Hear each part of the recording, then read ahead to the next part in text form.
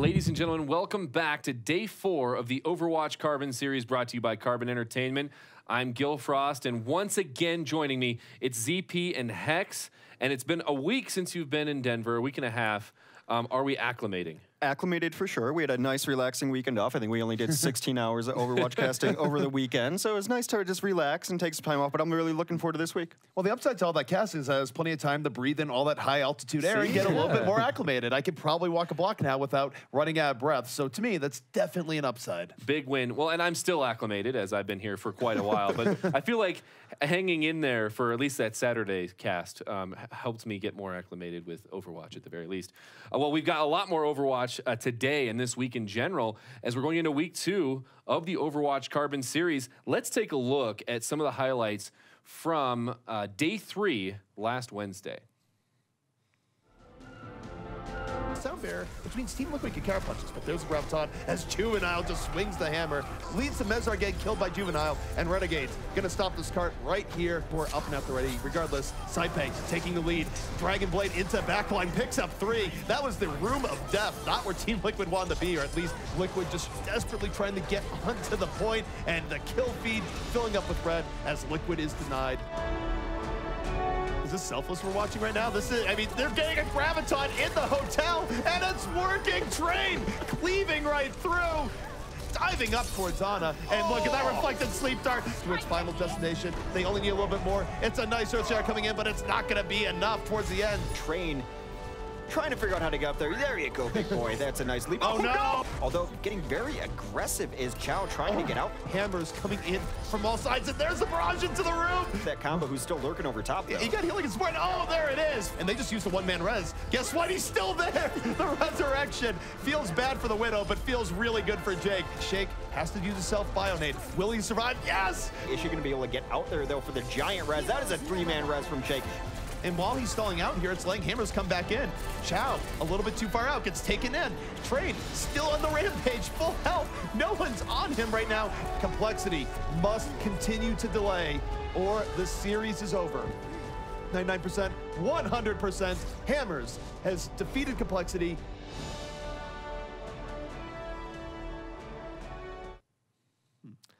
So many great plays we've seen as of yet, and some of them were in that video.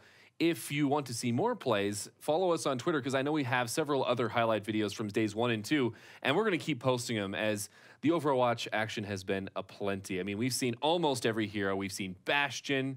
We've seen, of course, the Trash Mouse a couple of times on one point anyway. Right. We're still waiting on Hanzo to really be played outside of Spawn. Are we? You know, well, okay. Some of us are just for the numbers. You know, just once. You can play him on Route 66, which isn't in the tournament pool, but you can use it to check the train in front. Why not? Yeah. Sonic Arrow's great. Sonic Arrow is a great hero. Is a great hero. Oh my gosh. Well, yeah, and let's look at the standings in that case. So after week 1, we had, well, each team played 2 games. And this is the result there. So we've got Hammers and Renegades firmly on top with 2 wins apiece. We'll talk a little bit more about that matchup, as they did play this last weekend. And then we've got Immortals and Luminosity, each with 1 victory apiece. Luminosity winning that head-to-head, as they actually were the team to upset Immortals, as many of us expected Immortals to be the powerhouse coming in. And on the bottom of the pack, it's Complexity and Team Liquid, both of which have been experiencing some roster changes. Taking a look at the standings, well, let's start at the top. Hammers and Renegades, what are your thoughts, EP, on this matchup? Well, Hammers going in the Renegades, you clearly have to favor Hammers based on what we saw over the weekend, where Hammers not only got to the grand finals of the Overwatch Monthly Melee, but they also were the only team in the entire tournament to actually take a map off a Rogue. So Hammers has shown us 2 things. One is that they are incredibly versatile. They can run both standard meta type things in this patch right now, which consists of more DPS characters, but they can also still run a 4-tank setup that most teams have gotten rid of. So there's a lot of versatility on this team, and though they weren't able to get one over Rogue just yesterday, they're clearly a big threat in this tournament, arguably the strongest team right now. I love Hammers, and I've loved them since the first time they played in one of the monthly melees as well. They came out with very strong aggression, but that aggression has a bit of a science to it, actually. We've seen Selfless run it recently. We talked a lot over the weekend about how they want to fight more often than other teams, and that's why they're aggressive on defense. And having spawn camped, you get a second fight more often than not, where yes, even if you get punished outside of those spawns on Hollywood or even on Kings Row, which we saw in the highlight, you're going to have a chance to get back and get another fight. So it's kind of the approach of the more pitches we see, the more fights we can take, the better chances we are to win one of those fights. Hammers does not take a very finesse approach where, again, you can look back at certain teams, especially if you go back in Overwatch history, where teams would sort of go around and look for the perfect fight, not wanting to give up a single team wipe. Well, Hammers, they will continually throw themselves in, particularly on offense, and even if they don't get in on the first try, they're still much more likely to get in on the second or third try. They really prioritize getting a huge amount of attempts on the point, wherever it may be. And defensively, spawn camping, you can force the other team to use ultimates against you just to get out of their spawn, which means in that second fight, which you've already earned by forcing them to fight out there, they're going to have less power and their potential as well. And that's why we have seen a lot more aggressive defenses, and this is why it's working out. And it does suit some of these teams. Hex, I have a question for you. We looked at those top two teams. Let's take a view of the bottom two teams in Complexity and Liquid experiencing some roster changes. We will actually have a couple roster changes for them coming into this week. We'll talk more about that later. But were there glimmers of hope from either of those teams, signs that maybe they could compete with these top dogs? Well, over the weekend, absolutely. Complexity did change their tanks out yet again. They're running Decop and Bishu. I believe they're also running them tonight, and they generally just got better play out of both of them. Decop had great plays against aforementioned Hammers, where he was able to block Earthshatter several times. And there is always that question of, does that former roster need time to gel, or do we need new players? And I think getting new players was really, really good for Complexity. They were able to beat some teams we didn't expect them to beat. Complexity is clearly in a rebuilding phase right now, where they're trying to figure out how to replace the gigantic hole left by losing Harblu, where Harblu, of course, was one of the star players for Complexity for a very long time. They also had JKW on their team, who they removed in favor of Winghaven, and then Winghaven left for Bench Boys, so they have to fill 2 slots. But if you take a look at the results that they just had in the Overwatch Monthly Melee, it was far more promising than week 1 of the OCS, where KO and Chow, no longer on the team, now replaced by Decop and Bishu, and they were getting more out of it. They had much better initiations, much better counter-tank play, and it's a new team because if you look back at the standings, they were able to get through both Renegades and Luminosity in the tournament over the weekend, which means that if you look at their first week results at OCS, they've definitely leveled up in under a week. And if you look at some of their play, like even against Immortals, they had a really strong first defense on Eichenwald, and it kind of fell apart due to some misplays on the tank end. And so we'll see if having these more experienced members, not on the team, but just experienced in general, can hold the line a little bit better, as they will be our second matchup of the day. Let's take a look at the week's schedule, though, as we've got some exciting matches to bring to you. So tonight, it's going to be Hammers versus Luminosity, kicking it off in just a bit, followed by Renegades versus Complexity. Tomorrow night, Team Liquid is going to be facing off against Complexity, where one of these two teams is going to push themselves into that firm, potentially 5th place. We'll see how tonight's games go as well. And then Immortals versus Hammers will be another game. Wednesday, we'll finish the week with Renegades versus Luminosity and Liquid versus Immortals.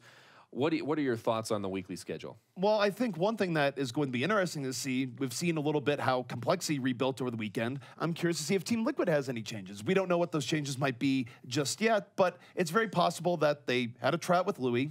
It didn't quite work out the way they were looking for, so maybe they'll bring in another community figure that people might know to fill that last spot, and we'll see if Team Liquid can find a way of pulling themselves back into it. But I do think that next matchup is going to be much harder for Team Liquid than it would have been if it had taken place last week, just based on Complexity's recent results. So Team Liquid is really going to have to find not only a good player potentially if they don't go with Louis, but also find a way of working together with him in such a way that they can get through Complexity. It's certainly going to be a very impactful match when that one takes place, regardless of how it goes down. That's the one I would focus on absolutely going forward to next week, depending on how the results go with Complexity tonight, and they don't have an easy draw in Renegades, of course, who's already 2-0.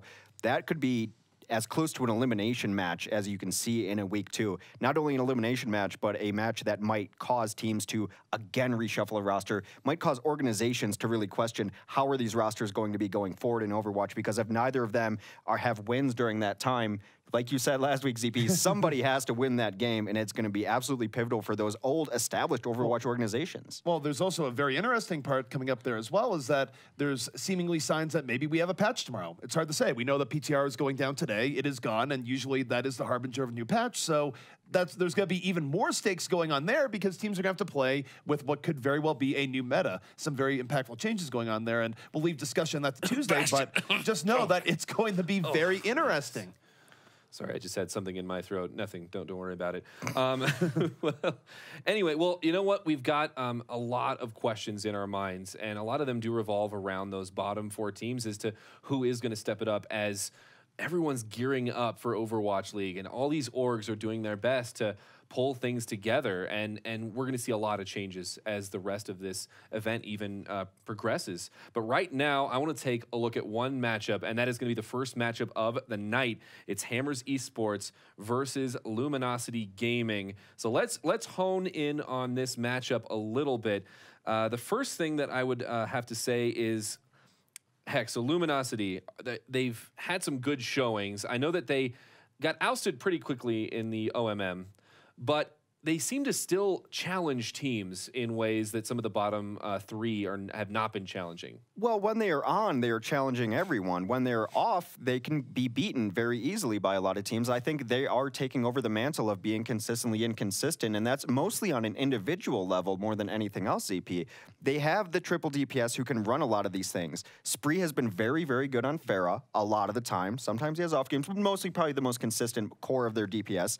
Icefelt can take over games as Tracer, doesn't always though. Then Ube's on his Genji a lot of the times where he hasn't had those game-breaking Genji plays that other players, even looking at their opponent tonight, where Jake has had on the other side. So they are running the same pieces as everyone else, but you never know what those pieces are going to bring. I think the key thing when you're looking at LG right now is that you have to wonder when they're going to stabilize a bit, because we still see them swapping up who's playing what hero on a regular basis. I don't think they have it all figured out, but we do know that there is strong talent on this team that can surprise most of the teams in this tournament if the right circumstances occur, if players are having a good game. I mean, certainly take a look at a player like Icefelt. He's a player where he could come in and have a very good game on a hit scan here. We've seen him shut down teams on, say, King's Row first very effectively with the Soldier, and then we have games where he sort of disappears into the shadows. So on an individual level, there's some degree of inconsistency, and certainly on a team-based level, I'm not sure they've really figured out where they want everyone to be just yet. Well, especially in a meta that seems to be dominated by having multiple threats,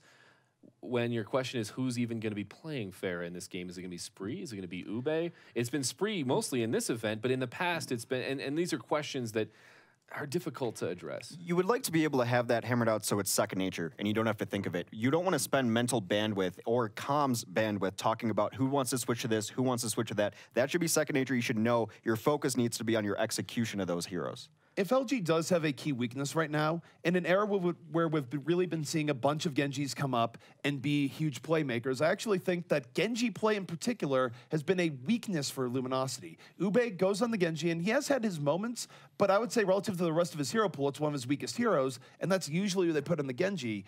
I feel like if anything holds back LG, it's the fact that they don't have that crazy consistent Genji power that we saw from, say, players on Rogue like Nico, from Jake when he's having a very good game. They haven't quite been able to channel that yet, and that's actually been a pretty big problem for LG. Small counterpoint, though. Ube is a very good Roadhog, and he has had those game-changing plays on Roadhog, so it might be a case of where a team's trying to force themselves into, we have to run this triple DPS, that's what everyone's running, where you might be able to get more value out of simply running the Roadhog. Well, let's take a closer look at their roster, Luminosity, as we already mentioned most of the players that are coming to light with them. Let's look at Hammers then. We've looked quite a bit at Luminosity, but Icefelt, Ube, Spree we talked about. Super Pluke, of course, going to be tanking it up for the team, playing Reinhard. And then let's take a look at Hammers, because we talk about these threats. The Genji, Tracer, Pharah being the key 3. Talk about Hammers a little bit for me there, ZP.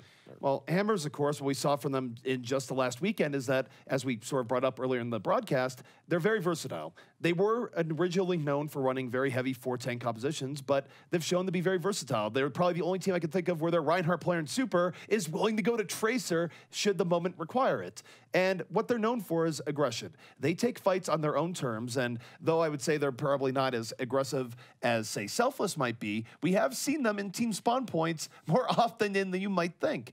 Certainly one of the highlights from day 3 had that, where they're just in Complexity's face. So for the Hammers, they like taking a lot of fights. They like being the ones to initiate fights. And if things are going badly, they still have the ability to swap up to the right composition for the right situation. I'm willing to go with the definitive on this one. They're the most versatile team on both an individual level and a team level in this entire tournament. They went back to 4 tanks, as you mentioned earlier, the only team to even take a map off of Rogue during the OMM, but also on an individual level. Every time Jake runs something new, I'm always like, well, that's kind of interesting. He's on something new. And then he gets a 4K off it or something like that. And as you mentioned, to have a Reinhardt be able to run a Tracer with the great effectiveness they have. Individually, they all play everything. And as a team, their compositions aren't limited by hero pools at all. And they're willing to make those changes. They're willing to make adjustments is what's really promising for this team. And in a field where adaptability is starting to be that sign of what makes you that top-tier team versus being that second-tier team, it's going to be important to track that as it continues. Let's take a look at the players to watch coming into this matchup. First of all, for Hammers, who are the visitors coming into this game, we are going to be watching Rob 420. Talk us through a little bit of why we're watching Rob this game there. It's been a week for Annas. It's been the last couple of weeks, regardless of the tournament we're in. Annas have had great play individually. I like Rob a lot, not only because he hits those sleep darts, he does damage, but the fact that he's able to shoulder the burden that this team will put on him time and time again, that he has to solo heal, and he's able to do it very, very well. There were a couple plays yesterday, too, where it just seems like his Ana has become second nature, where he hits all 3 things he needs to do in under a second. It's almost like his keyboard is knows him so well, like he's playing a symphony on it. It's amazing to watch. It's just one of the highest level Ana plays I've seen in a long time. Well, the other thing about Rob, too, is that relative to a lot of other Anas, is that there's plenty of times where Hammers will put even more pressure on Rob by making him really the primary healer. Certainly if they come out with, say, Torb or Symmetra defense, it's going to be Rob that's out there as the key person keeping everyone alive, and he's usually able to keep someone like Super alive under those conditions, which is easier said than done, because Super's pretty well known for being in the midst of 3, 4 enemy players, so his ability to solo heal on his Ana is also pretty remarkable. And it's no secret he's going to solo heal in those compositions, which means these dive comps, which have come very much back in vogue, are always going to be targeting him first, and he's able to defend himself to such a great way that it's just not effective. Well, if Rob is the one holding the team together from the back, taking a look at Luminosity's player to watch in Spree's, in some ways at least, holding the team together from the front. So we already talked about a few of the heroes that he picks in Pharah and really excels at Zarya. But ZP, why do you think Spree is going to be the player for us to watch in this match? Well, Spree is the glue for Luminosity. Even when things aren't going well, he's probably the most consistent player in the team. He's the player you can rely on to have good contribution in most situations. Certainly, he's probably most well known for his Zarya play, where he is very aggressive in getting in another team's face, but he's also the Zarya that come away with high energy, quick gravitons, and a big contribution. We also last week saw him take on the mantle of Pharah, where you look at maps like Dorado, where he was able to have incredible initiations moving in. Now, over the weekend, he was probably a little bit less consistent, so he is not always going to have a great game, but certainly we've seen him have really big games on Pharah, on Zarya, and arguably he's been one of the most important members of this LG squad. A month prior, in the previous January OMM, Hammers faced off against Luminosity, and I think Hammers would be happy to see Spree on Pharah instead, because one of the big linchpins and what almost brought Luminosity against Hammers, over Hammers rather, was Spree Zarya. And everyone on the Hammers team had a great deal to say about how amazing Spree Zarya was. So it's no secret to Hammers that Spree is going to be a key component of this team. Well, you know what? Without further ado, I'd love to get us into this map, because the first map, by the way, is going to be Hollywood. This is the first time that we've seen the sunshine of Hollywood. ZP, I know you've been prolific in talking about this throughout the event. What are you excited to see here on Hollywood between these teams? I mean, to begin with, you already nailed it. I'm just happy to see Hollywood, period. It is the first showing of Hollywood in the OCS, and finally we get to start out with a little bit of sunshine. But more than that, it also makes sense for LG, because they've usually done pretty well in Hollywood. I'm glad that they've recognized that, and now they're bringing Hammers to this map. Now, bear in mind that Hammers does play Hollywood highly in your face. We saw them getting into team spawns yesterday when going against Complexity, really just throwing aside both Bishu and Decop as they went into the first point spawn. So clearly something that LG is going to have to look out for here. But on the same note, they've done pretty well on this map, so I'm curious to see how it goes as they go against Hammers. Now, Luminosity did get bounced out from the OMM pretty early yesterday, which I think surprised a lot of people, especially being losses to complexity, but I did get a little more information on that. All the maps were very, very close. So the score not necessarily representing it. I believe Hollywood in particular went to both finishing and going into an overtime round. So the score of Luminosity going out very early in yesterday's tournament, not indicative of how they're playing.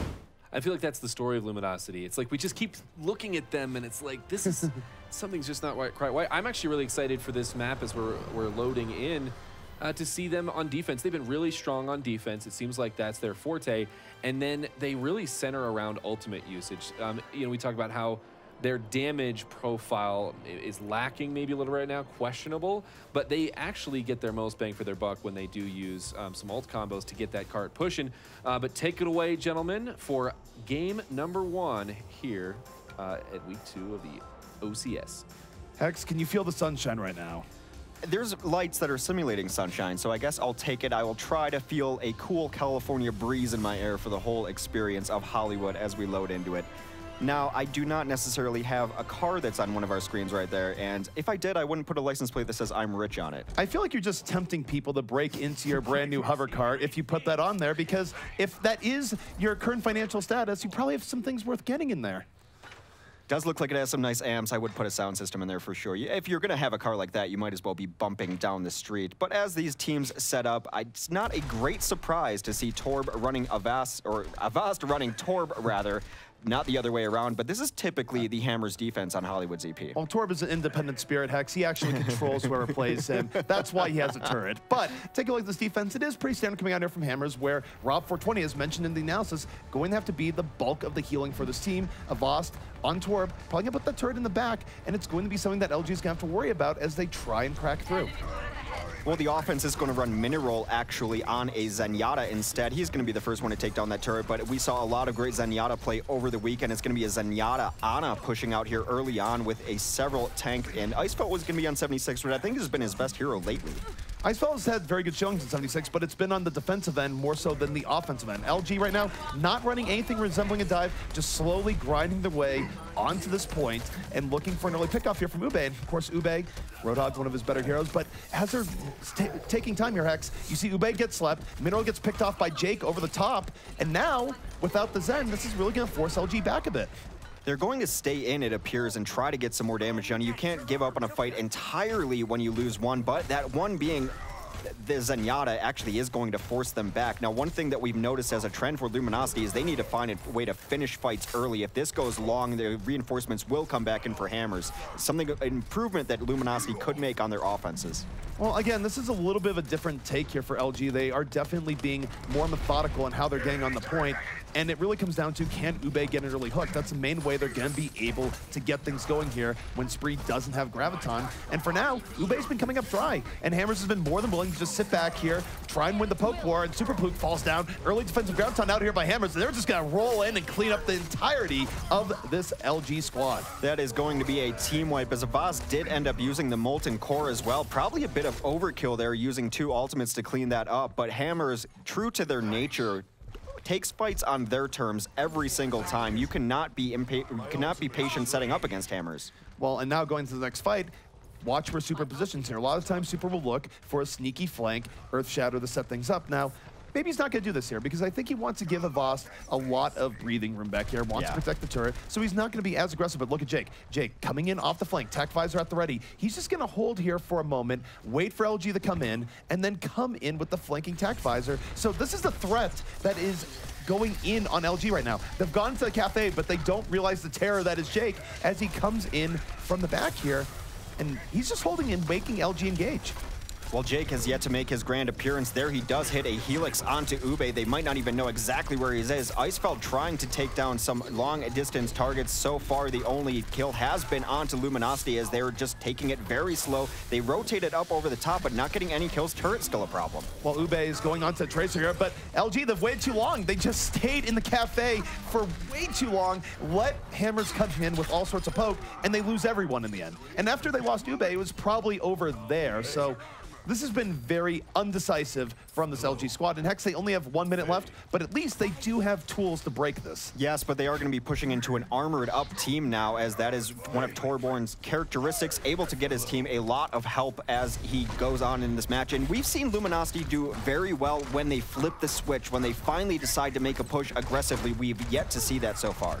Well, for LG, they have to be all hands on deck here. Spree holding on to the Graviton. Gonna be looking for that early grab in this fight. Graviton comes down, but a counter grab comes in for the defense. Still, Icefeld in over the top. Nano Visor takes down one and is weakening the backline. Ube fall through on the bottom. So LG, they've burned through every single ultimate they had available, Hex, but they cash it in to take control of this first point. And this is the decisive fight that they need to be able to take first point. Finally able to take a fight where they finish it. They start it and finish it immediately. Not the drawn-out fight that has been Luminosity's second nature as of late. Able to take that second point, see if we see anyone switching up here. Ube already off of that hog is going to go on to Tracer. Train goes down very early to Icefeld in this extended fight. Well, for Ube, he switched to Tracer late in the last fight, and he just didn't feel the hog. Now, that said, here comes Hammers. We know they're aggressive in defending point 2, but it's not quite as much as they were looking for here. Super died pretty early on in that fight, wasn't getting the heals he needed. Jake followed him to his death, and now it's Spree getting all the cleanup necessary in the payload, and this is going to mean that LG will not get caught by the Hammer's spawn trap. I feel you can be aggressive and do the spawn trap, but it does take all 6 of you to be there and help each other out. You can't spawn cap with 2 against 6, and it was a really nice response for Luminosity, turning back, cleaning up the spawn trap, as you mentioned. Jake is going to be up on the high ground, just getting as much poke in as we set up for a 6v6. Well, the thing about Hammers here is that Jake did have to swap off 76, so he's nowhere close to Dragon Blade here just yet, but if he gets his kill on Icefeld with Vol, that could very well change. Icefeld's down here, 65 opportunity for Hammers, and this is where they will really press the advantage, and they'll push into an offense. They're not content to just hold on the rooftops, as Ube not able to get away from those shurikens. It's going to be interesting to see if they do try to spawn here right now, or at least camp it. They don't have a Zarya anymore, which is part of one of the reasons that they can spawn camp very comfortably. Zarya can, of course, get shields on herself and the other team, or on her allies as well, and get out of there rather free. So they're going to hold a little further back, but still an aggressive defense up front. Well, we were talking about Dragon Blade's last fight. Well, Jake is going to have the Dragon Blade up, and with Ube getting the early pulse bomb kill, it's going to be up to Jake to bring this back. Already getting poked down, though. Not a great situation to come in with the Dragon Blade. In fact, he doesn't even get the chance. Icefeld just getting in on that Hammer's backline, picking up 2. And LG, Hex, they're going to be pushing this right to the brim. The early pulse bomb was very nice on a Voss, but the key kill, in my opinion, was taking down Super. That opens things up for Icefeld to be able to shoot without a shield in his way. And if you're losing the Rhine game as Hammers, everything's going to fall apart behind it. They rely very much on their tank play up front.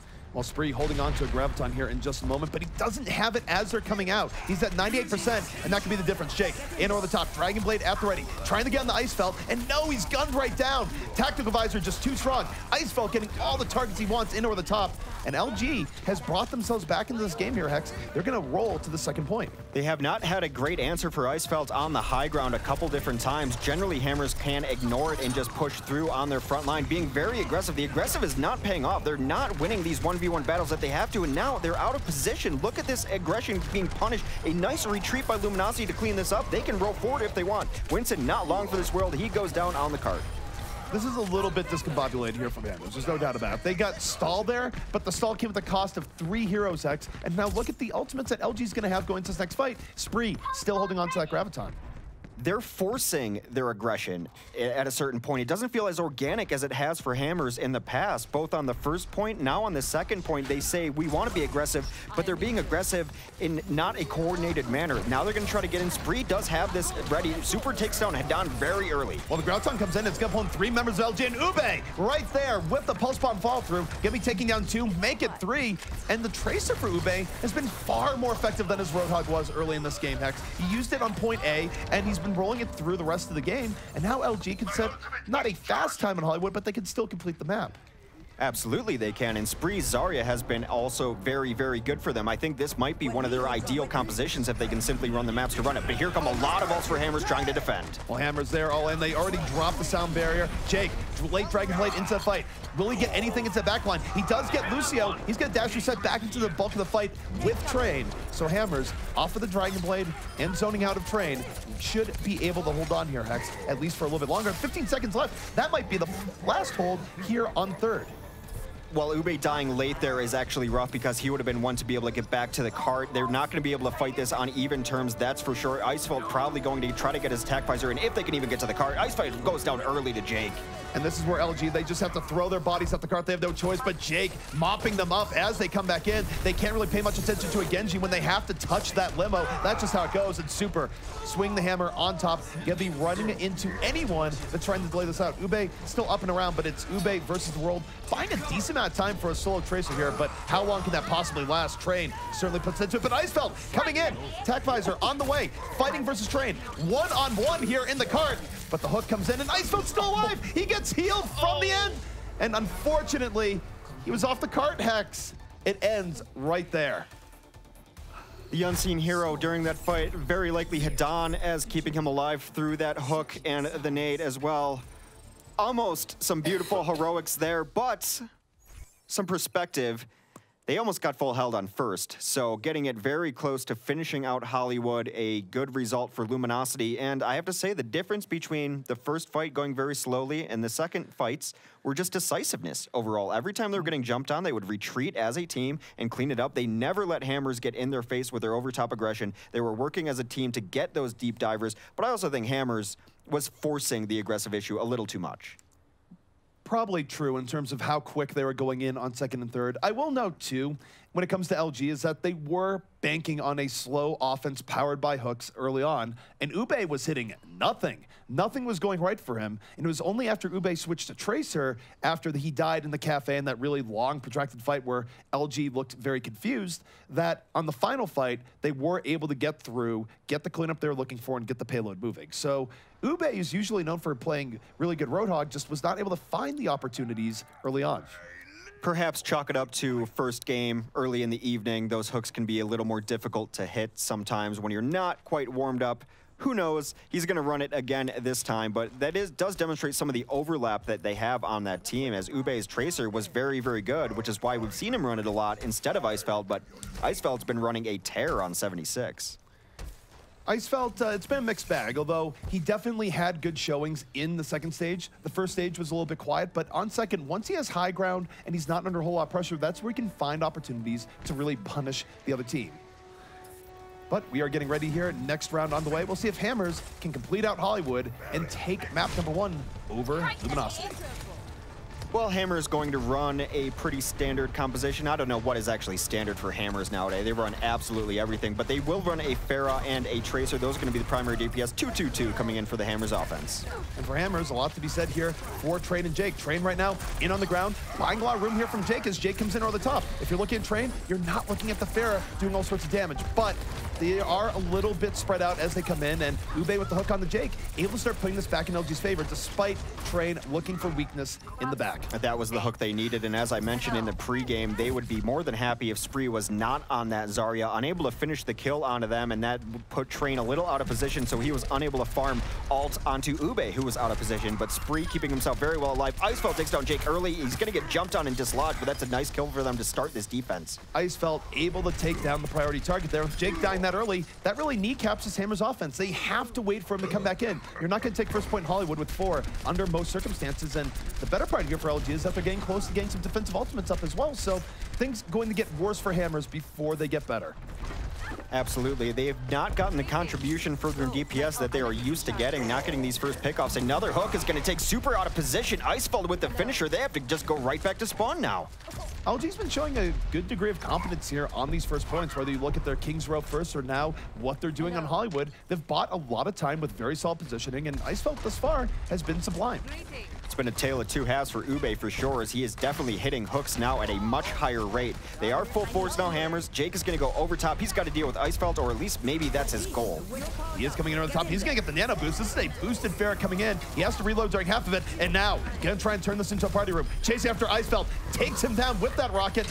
And oh no, Ube grounds him, and yet he's still alive, 12 HP. Jake somehow living in the midst of that. The rest of the fight, though, not really going well for Hammers, Hex. You saw Super Pluke and the others able to go in, deal with Super's initiation, so even if Jake gets that kill, wouldn't have mattered. A lot of resources spent on Jake to get in there, and not the early entry rockets that you'd like to see. Yes, he got kills late, cleanup, but it wasn't the positioning that they like, and now they're going to have to push into the Luminosity. Again, Luminosity still holding on to more ultimates. Well, Icefeld has the answer here, perhaps. Tech Visor in and on the way, and he's just looking at the back line. Anything that's not shielded finds Rob 420 immediately, and Avast immediately taking down both supports, even rips Jake right out of the sky. So that is a push killing Tactical Visor, and Hex, Hammer's now down to only a minute and a half. Very likely 2 pushes going in here, and they will have Earthshatter from Super and Jake, who've been very strong for this team. In the meantime, they will have to deal with Super Pluck. Ryan Games will be incoming, but again, Spree on his Zarya, underrated maybe on it because he's been playing fair lately, but he's been playing so well,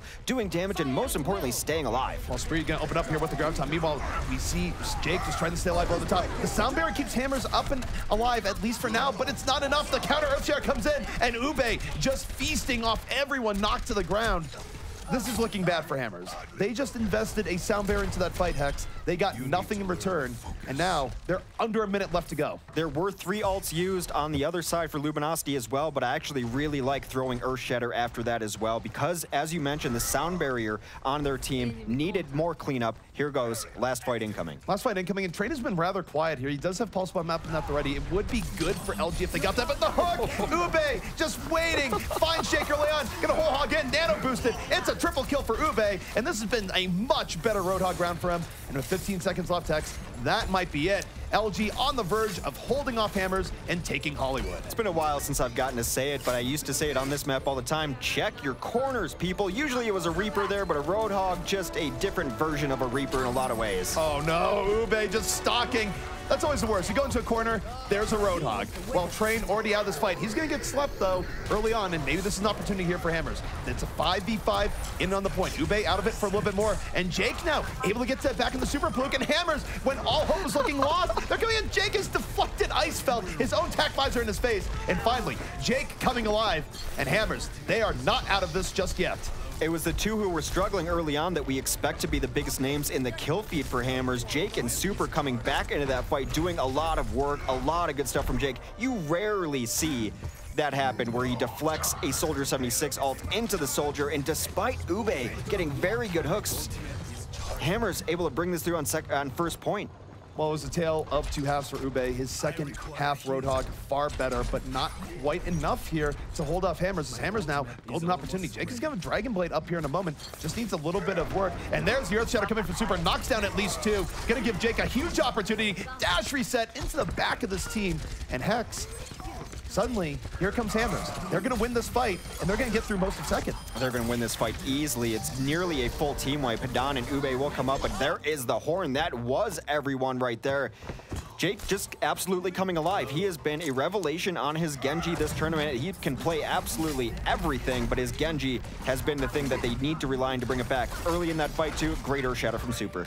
Well, and speaking of tale of 2 halves, Jake started out the beginning of this map pretty rough with Genji, but has finally found his rhythm here as we dive deeper in the second. And Train, a nice hook here on the Spree, getting rid of the threat early on. 5 versus 5, Ube, a counter hook, Jake is out. No Dragon Blade going to be part of this, and suddenly, LG can push this fight back in the other way. Ube again, being the glue that's keeping LG together. Another hook just to finish things out. With Jake and Super going down there, just how important they've been in this fight and turning around this map for Hammers, it kind of was an indication that the fight was not going to go their way. Well, that's do or die. Last minute left here for Hammers. They have to win 1 fight, if not 2, to bring this through. Jake will have the blade, and I will not count on Hammers until Jake is gone through it. He will very likely also get the boost from Rob, who's been somewhat quiet this game. Here we go, next fight underway. Spree gonna open up here with the Graviton, but the Sound Bear keeping Hammers alive. Jake getting to work in the back line, has taken down 2 already. I think he's looking for Icefeld here over the top. Doesn't find him immediately, takes himself out of the fight willingly, and yet Hammers still pulling this fight in their favor. Spree is around trying to pull it back, but he is awfully outnumbered, and then his body just gonna play on the cart here as Hammers now very close to getting to second and extending their time. An ambitious charge there from Super Pluke, as I think he had the notion of going in and getting an Earthshatter up, but he had 2 people behind him. Keeping the shield up would have gotten them a lot more payter. Super's gonna come out with an Earthshatter of his own that should seal the point here for Hammers. We see that a lot on Hollywood, where teams just come out and go, we'll find a way through this doorway. Surely there's not a Graviton or an Earthshatter that's going to knock us on our butts and ruin our day. Well, guess what? Earthshatter was there, knocked them on their butts and ruined their day. So not this time for LG, and suddenly Hex Hammers Minute 20 left. They have 2-3 attempts on this and a Graviton in reserve. They essentially have to take it all the way into the end, probably in this next fight, as it's going to be difficult to reinforce. They are going to be pushing into some ultimates on their side, but really, they cannot afford to lose people out front like this. Super Fluke is going to be maybe cleaned up, but yes, ultimately cleaned up. 3 quick kills for Hammers. And Jake even going in for a little bit of cleanup with authority, pulls out the blade late in the fight. Not sure it's needed, but certainly does take Hedan's head right off. And now, under a minute left, Hammers on what could be the victory stretch. Super proving him to be the better of the supers in this match, as Super Fluke has had a couple rough lives back-to-back. They're putting themselves in bad position. Here comes a bunch of ults for the defense. Well, Graviton comes in from Vol. Vol gonna hold 2 people back. No kills off this here just yet, so there's still an opportunity for LG. And yet, Train, deep in the back line, full health, has picked off 2 here thus far. The hero in the back, Jake, going in for cleanup, has taken down Lucio. Support power, far less here for the defense, and they push the cart to that yellow box of victory. Hex, we were talking about LG's results where they lost very close games. This is one where they really wish they could have this one back because they were so close to finishing out Hammers on first, and it all fell apart. Maybe a bit of hubris after they got the hooks on first point defense. They got the hooks so far out that it seemed like those fights were going to be over, but never count out Hammers. They never give up. Vol, play of the game. Vol coming in, and they're getting a lot of Zarya play of the games, actually, if you think about it. More so than you might think, and just a good high-energy kill, a ground time that collects everyone, and there's nothing Hammers like seeing more than a bunch of enemies stuck in a vortex like that, Hex. That's where they go, you know what? We're just going to get in on this, collect 5 kills, and call it a day. Very strong team wipes on both sides. More team horn kills or team kill horns than we generally hear. Well, I was going to say, going back to the beginning, LG, they looked like they had a plan coming into this one. You know, because they played a really slow, passive start. They built up their ultimates. They almost didn't even get it on first. And then it ended up that was the mirror defense. But their ult usage was just amazing coming in on offense. And so let's talk about that a little bit. I really wanted this to be like oh my gosh, LG finally did it, but they pulled an LG. Is that a thing we can say now? I mean, it's more pulling a liquid if we look at recent history, but still, it's not. It's a little bit heartbreaking for LG because this was a very winnable game. Yeah, I mean, what were their keys to victory? You know, because they played really hard. Where were their strengths coming from in this that maybe they could pull from in the future? So their strengths coming into it, clearly Ube can play a pretty good tracer when necessary. I'd say weaknesses is that at least when going on offense, and this isn't the first time they've had troubles getting good hooks in the beginning against a team like Hammers, where Hammers was really just giving them plenty of space and making them take fights that they didn't necessarily want to take. But once they switched to something a little bit more mobile in the offense, they were able to catch Hammers off guard. And I just wonder if they had gone to the tracer a little bit earlier, maybe they finish the entire map out and we're looking at another round of Hollywood rather than them running out of time there on last. Some over-aggression by Super Fluke, I think, especially on their defense. There were moments where, yes, they had already lost a few in the fight, but it wasn't over by any means, and he put himself a little further out of position. Part of that is because they all decided to feed when they were getting to second, so he was a little bit caught out there. But during the second Street Space fight, I thought he definitely got outrhined there by Super. Of course, very difficult to differentiate Super Fluke versus Super, but Fluke was the one who I think had a couple of missteps that he would like to have back. Yeah, he missed an Earth Shatter at the end there as well. And it was hard to tell in that fight. I want to go look at that one more time. But he had an Earth Shatter around the corner coming into third, and we didn't see any real results from it.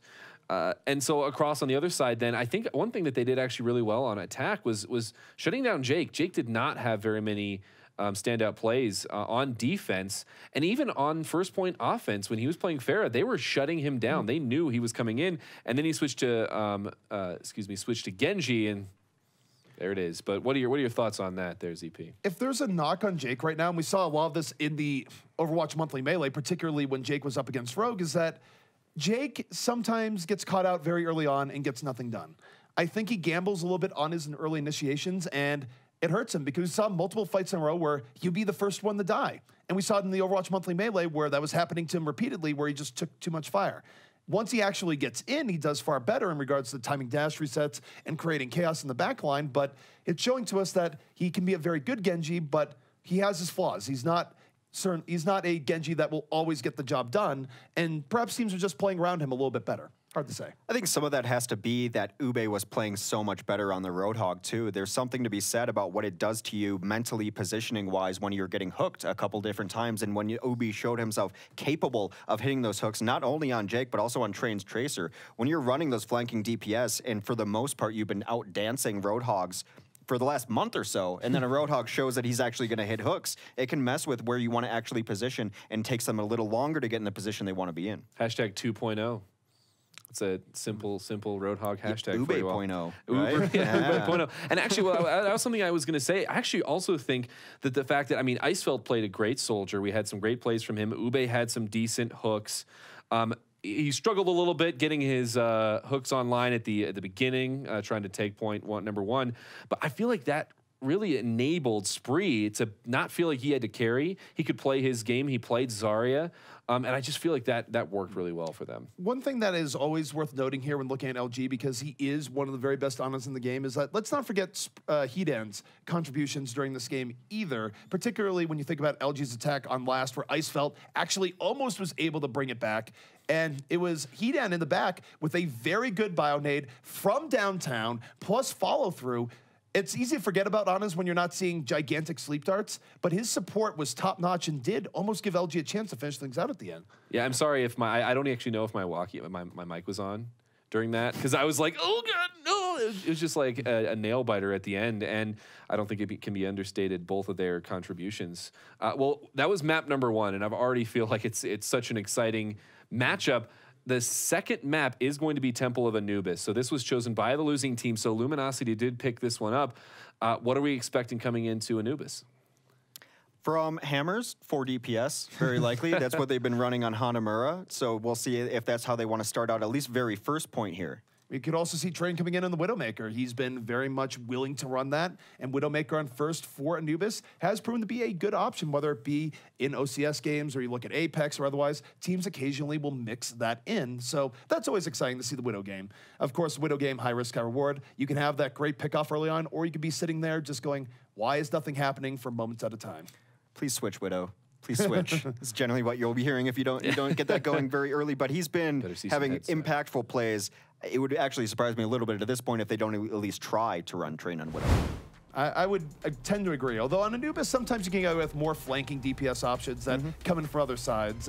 Teams are a little bit more open than mixing things up. Well, if you need a Tracer for this Hammers team, why not just put Super on Tracer? He's got that interesting pool of Reinhardt and Tracer or being his two best heroes. So they have the versatility, as we mentioned in the pregame, to run anyone on it. That's how they can run 4 DPS and not really give much up on any hero. Ube and Super probably have the most unique hero pools of any other players of the tournament, just in regards to them crossing boundaries that usually are not crossed. Well, as we do come into Anubis here, unfortunately, I don't think we're going to see a Sombra. She's been out of vogue, even though very early on Control Points, a lot of teams were running Sombra, all the way even back to DreamHack. I think we saw her a couple times from different teams. But what do you see here coming out of the defense, ZP, as we do load into the map? Well, coming out of the defense in terms of things that are not likely to be changed, we'll be seeing Vol on the Roadhog, Train on D.Va. And this is interesting because usually Train is the one that's playing Roadhog, but I think this is a case where Train is their best D.Va player here on Hammers, so next man up, that's going to be Vol going for early pickoffs here on Anubis. So they are still going with a 3-tank setup, and Jake will be the lone DPS on Genji, looking to cause chaos in the backfield, and they're still running this on defense. I will say I'm not entirely in love with the only defensive Genji. I think it's a little bit better if you have a defensive Winston to dive in with him. It puts a lot of pressure on Jake to find his own opportunities.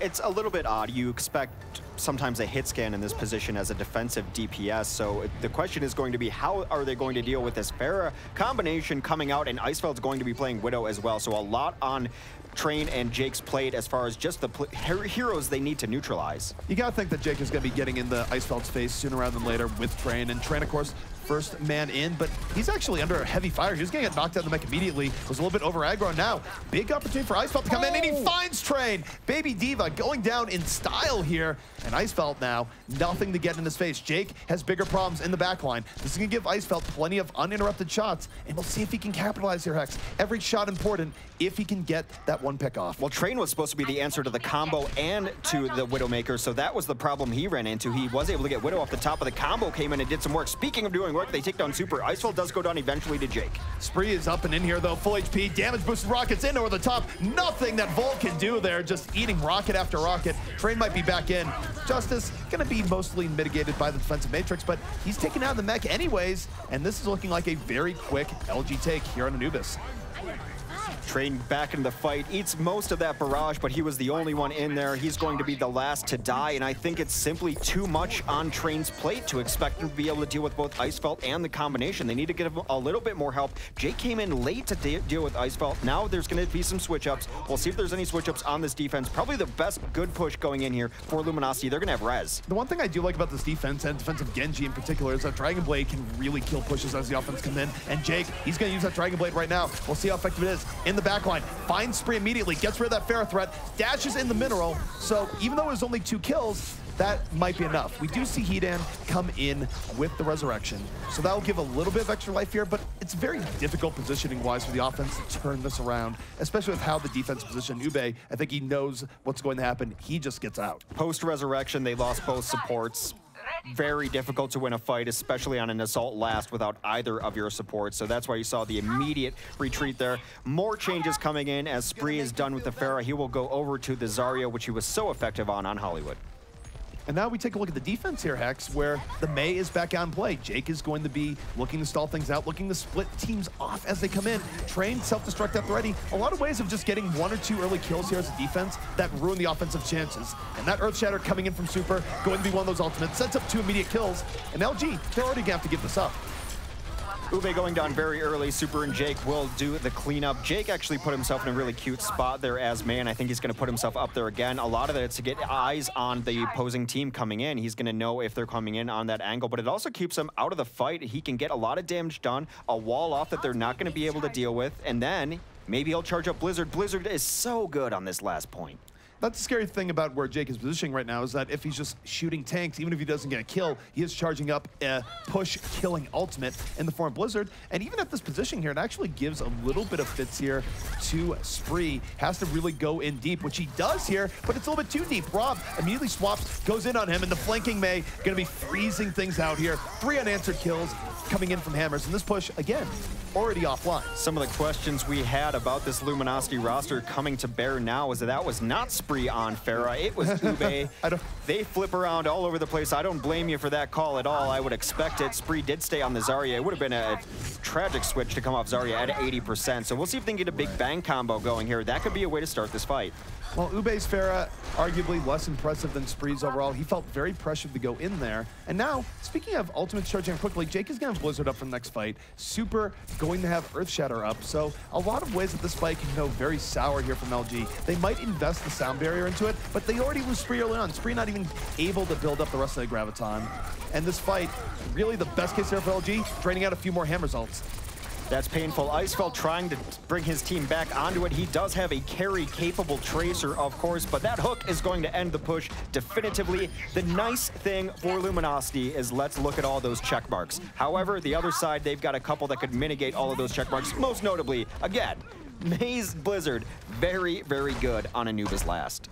If I'm LG and if I had full information on what the ultimates are, I don't feel good about this fight at all. And if anything, I would just want to charge in and get Blizzard off the table, because even if you come in with the sound barrier and everything else, the odds that you come out flawlessly versus Blizzard, not great. But they're going to move in. Sound barrier on the way. Ube to the back line, looking for the barrage in over the top. The Graviton sets up Icefelt for the big bang, and the Blizzard doesn't do as much as you might think. It does cause Ube the die, but this is still a winnable fight here from LG as they move in. It was a nice Graviton barrage setup with the Pulse Bomb to set this in. With 5-1 so far, this is the best opportunity they might get. Well, that is a counter Earth Shatter coming out from Super as he tries to equalize this fight, but the kill feed's still all red, which is exactly what you need. It's got to stay that color for quite a while if they want to stay in it. Icefeld is putting on his carry pants. Another couple kills from him. And Icefeld just starting in the round, has a Pulse Bomb up here once more. Can use that on people as they come out. Ube in over the top, just rocking both Train and Rob out of the fight. Multi-threat here from the LG offense as they swarm over the point. And now Hammers is on the back foot. They have to hope to get a pickoff out of nowhere.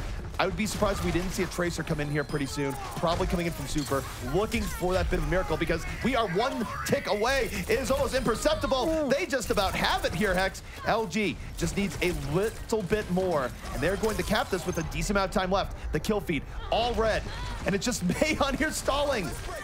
Well, May's very good at stalling. There is a sound barrier from the offense as they try to push in. It is a sliver away. That sliver is now closed as Luminosity able to finish out the map.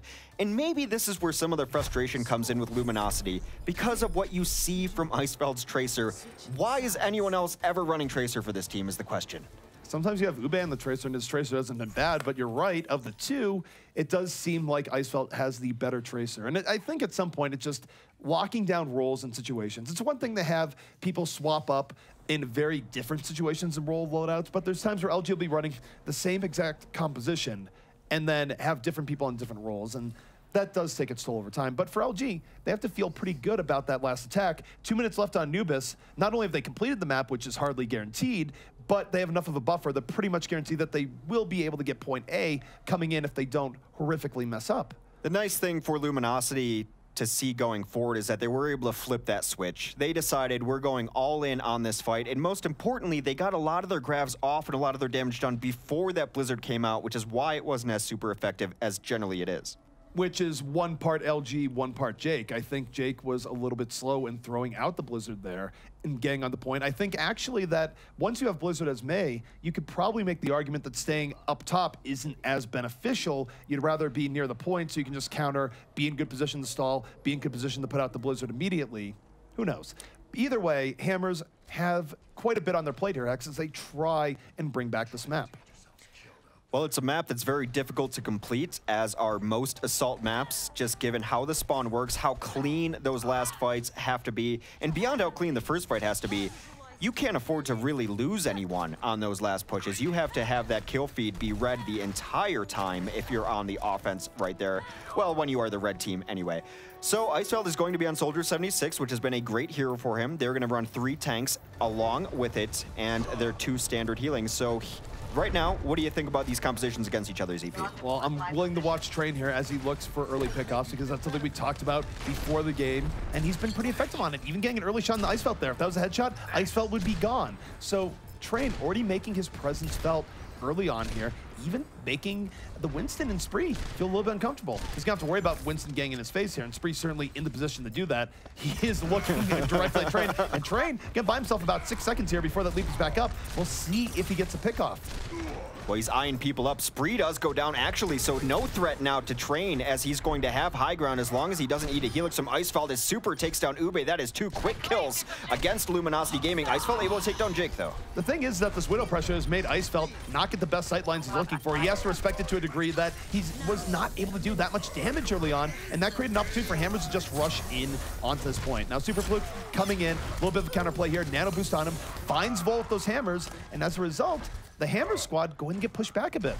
Some incredible patience there as he was able to get an Earth Shatter with that last swing, and he had 3 targets in front of him, but he knew they already won that fight. He knew they were retreating. It would have gotten him style points. I would have pressed it immediately because it was too juicy to pass up, but great patience for Super right there. See, if we had a scoreboard there, that's where 3 kills. I'm just going for it immediately, forget everything else. But instead, Super Pluke goes for the smart play right now. I'm just going to call him Pluke. This is way too confusing. We had plans on this that we knew when these teams played against each other, it was going to be confusing. So Pluke versus Super going to be the Reinhardt battle from here on out. We just stripped Pluke of his title. Does not feel great if you're Pluke. I think he's Super. Either way, Icefeld has Tech Visor up and at the ready, and no doubt he's positioning here. He really just does not want to go in. Now, Train is known as Widowmaker, but here comes Icefeld. Tech Visor on the way, gonna get pushed out by the Zarya, but finds a way through the left, gets onto a Vost. 4 unanswered kills here by LG, and this push by Hammers is done. Pluke, as I practice saying just Pluke, still held on to his Earth Shatter there, which is nice to be able to hold on to it. Super on the other side will have his as well, but great play by Icefeld, just rotating around, finding the one angle to at least guarantee a kill, found a hiding Lucio, and then from there was able to get a lot more damage done. Well, a good thing for Icefeld now, too, is that he can be a little bit more aggressive in his position. He doesn't have to worry about the Widowmaker ruining his day from long range. Meanwhile, Take a look at Jake. Jake split from his team, and no, he runs right in the Spree. Exit stage right as Jake. He's back with his team, and good positioning by Spree to force Jake back. Gets rid of the flank, and there's the Earthshatter coming in from Fluke. Gonna be setting up Spree. They charge right in, and that Earthshatter has killed this Hammer's push, and Hex, they only have 1 minute left. As I mentioned, that was a shatter I would have burned a very long time ago, and a very decisive kill, very decisive team fight from Luminosity there. So that is when they're playing at their best, when it is decisive. Ube is going to have a pulse bomb, which could turn this fight before it even starts. Ube definitely had a good showing in Tracer back on Hollywood. He's going in. This is the best play for a pulse bomb. It's gonna connect. 2 people down immediately. Beautiful execution movement by Ube to get that set up. And Jake gonna be throwing this Dragon Blade to the wind here, most likely. Most of his team is dead, and if he gets 2 kills, it's not gonna be enough. Now, 30 seconds left here from Hammers, and we'll see if they can do again what they did on Hollywood, come back out with 1 magnificent push. But what are the odds that it happens twice in a row here, Hex? We might see a little bit of old school here, though, giving the Reinhardt the boost as he goes in, just to make sure that he's able to get there and stay alive long enough to get the Earthshatter. I think that is their best hope. Maybe Whole Hog comes in there too, but Fluke has had great Earthshatters. He's got one up at 2. Well, Spree gets on the Jake immediately. Jake, that threat is down. 2 kills here early on. Rob 420 is gone. The healing for Hammers now very low in a multi-tank setup. We'll see if there's a miracle, but with Icefeld coming in, uncontested from the back, tack visor at the ready. Hammers falling in style here on Temple of Anubis, and Hex, they don't have to worry about second. They didn't even get first. LG striking right back. We have a series now. It's 1-1. Great for LG, and we talk a lot about Icefeld. It was a name floated probably the 2nd month of closed beta where a lot of people were very excited to see him come to Overwatch. Of course, a history with other games. I want to say it was Quake enemy territory. I could be wrong, though, so don't Wikipedia that. But Icefeld finally coming into his own, I feel. He really... His Tracer has been great, but to add a hero of Soldier 76 and the way he's been playing it to that level, great for them. Well, it was good positioning on that last push where he came in from the back. They couldn't really look for him because they had to get on the point, and then he just waited for the fight to develop, came up attack visor, finished it out. And Fluke, excellent tank play. It was definitely a better showing than what he had on Hollywood. Got the better of Super more often than not. Probably a little bit angry that Super took his title, at least from the casting point of view. I'm sorry. It's just so confusing. I think you laid down the gauntlet and he just picked it up. It's like, they're going to talk about me like that? Well, if LG wins here, then does Super have to change his name and now he has become Super Fluke once more? Yeah, from now on, maybe that's what we should use in our naming. You know, who I'm not sure what the rules last. say about that. I'm sure we're going to have to go to the rule book on this one. I'm going to go ahead and get our tournament admin on it, see what he thinks. But let's talk a little bit about this map. We saw a little bit of some threads that we saw in that first map from LG especially, but they seemed a little bit cleaner. And namely, I wanted to compare threats. We talked about multiple threats being very important right now, and we've got Jake and Train on one side, and then Icefeld and Ube arguably on the other side. How did that pan out in this match? I think Jake has been having a bad last 4 days. I think even in games that Hammers was winning in the Overwatch Monthly Melee, I don't think a lot of it was because Jake was going off to the degree that he did last week in the OCS. And here again on Anubis, Jake was struggling. He was not getting early pickoffs the way that we know he can get. And it really did hurt this Hammers offense. Now, of course, Hammers across the board was struggling versus very superior play by LG in that series. It's a 2 to tango, and it's not all on Hammers. But I do think that Hammers is looking a bit weaker tonight because you can argue that they got away with one by even getting through Hollywood first in the last map. Not to pile on Jake, but I think there's something to be said about having game tape on someone and knowing where he likes to go, and also knowing now that Jake is the primary threat you have to take out, because I think before a lot of teams didn't know exactly what this Hammers team was going to bring. They were running 4 tanks, so it wasn't like there was a giant standout player beyond Super. But now knowing that Jake is someone you have to take down or at least pressure out, I think overall looking at that one jump of Winston over the top, coming over there and forcing him out, just shows teams understand where Jake's going to be and how to neutralize him. Well, think about how that can be called. You see the entire Hammer squad there. They're missing a Genji. There's only so many places that your Genji can be, and Spree says, actually, I'm just going to leap towards the back. And what does he find there? He finds a $1 trillion cyber ninja that is suddenly running back to his team. Yeah, it almost seemed like they just put Spree on Jake Patrol. Already, he's on Genji. Let's let the rest of the team just delay out. And they did a great job of delaying on defense. because on the other side, they had a Widow that wasn't finding anything. Interesting positioning by Soldier. It just seemed like they couldn't get that headshot. And Spree is just looking out for Jake, and that completely eliminates one of your sources of DPS. Well, I think it's worth knowing for Train that he actually came very close to taking out Icefeld. If you look at where his shot was placed, Icefeld could have gotten popped immediately by Train. So you live by the Widow, you die by the Widow. That was on a hair's edge where Icefeld could have dropped immediately, and that changes the entire complexion of that very first fight. So it is a bit of a gamble when you play Widow.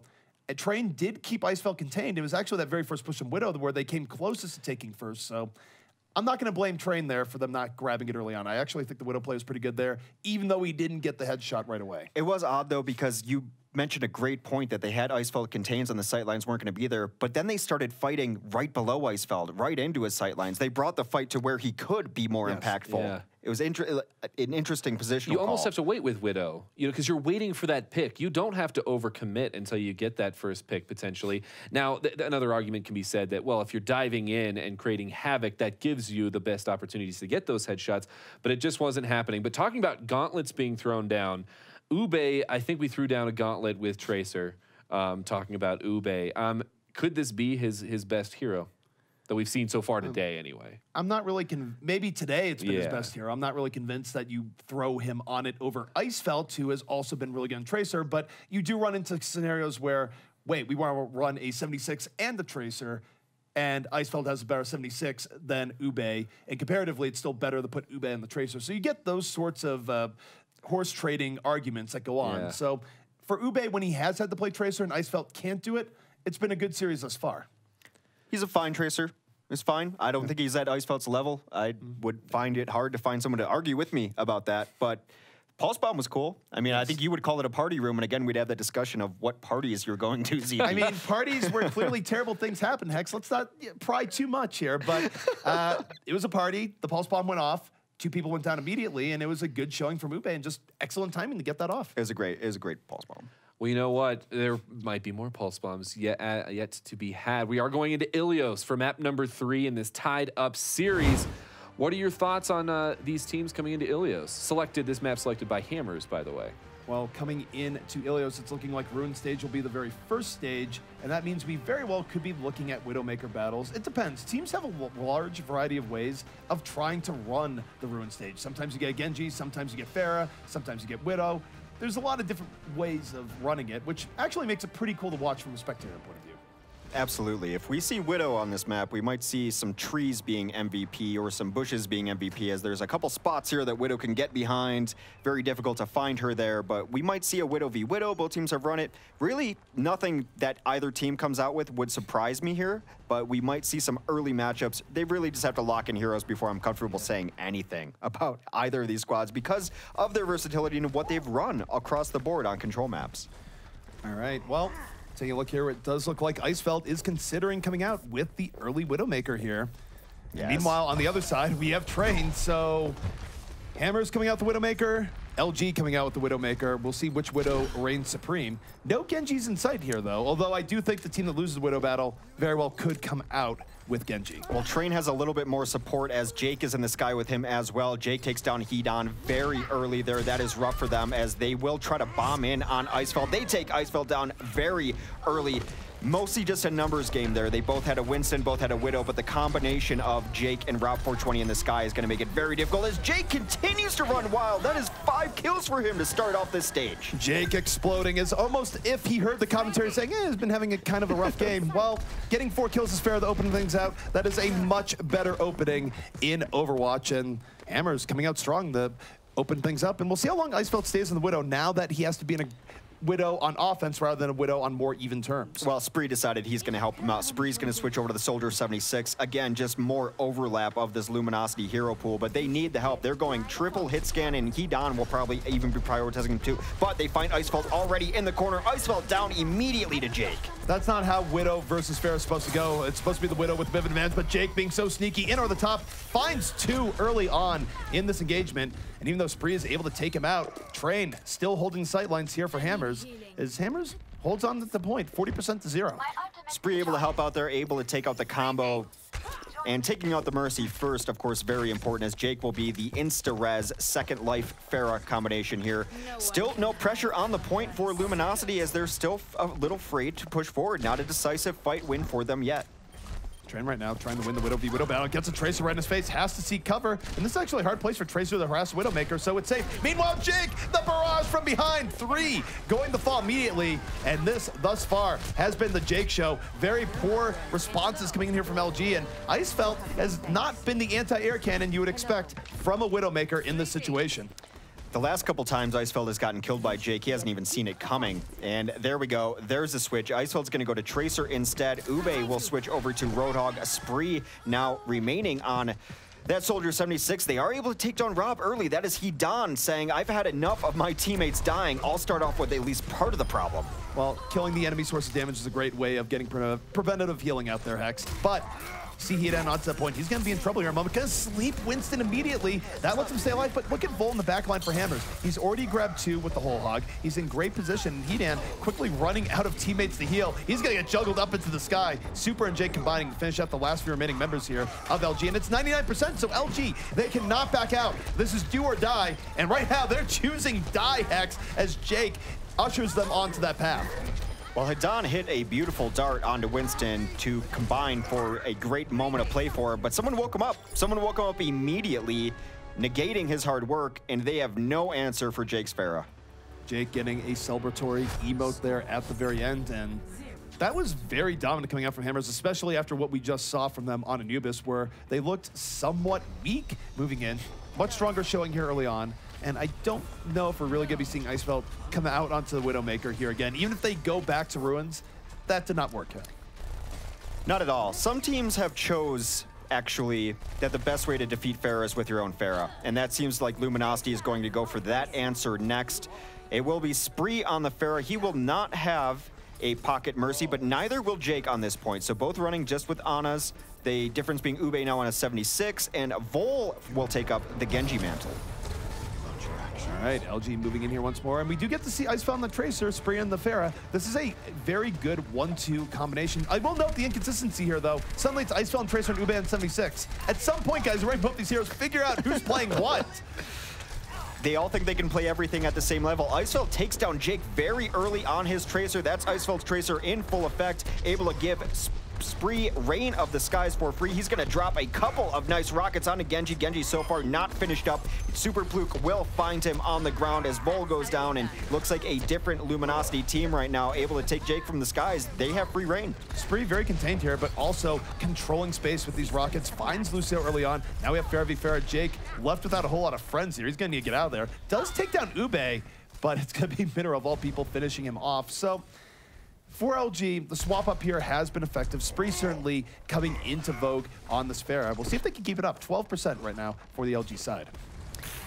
Hedon's got to be very careful. He is low right now, but it is still the Spree show as he's raining in free damage right now. He's got himself in a pretty bad position. He's going to be able to maybe get himself out. Yes, rotating around. Gets even more damage going on. They can't really keep track of him. Super Blue goes down early, though. Well, Train is up and in this fight. Pulse Bomb already getting rid of Winston early on. We might have a Tracer v Tracer battle here. As both Icefeld and Train making their presence known on the ground. And Train going to win that Tracer v Tracer battle early on. And Jake even winning the Pharah v Pharah. So Hammers, they win their mirrors and they win back control of this point. Winning mirrors and winning duels is so important on control because you will often find yourself in those situations just mechanically a little more dominant. Very close fights though from both sides. Jake now in control with a barrage up. He might stop firing poke rockets to get himself in place for a barrage, but no, Spree spots him anyway.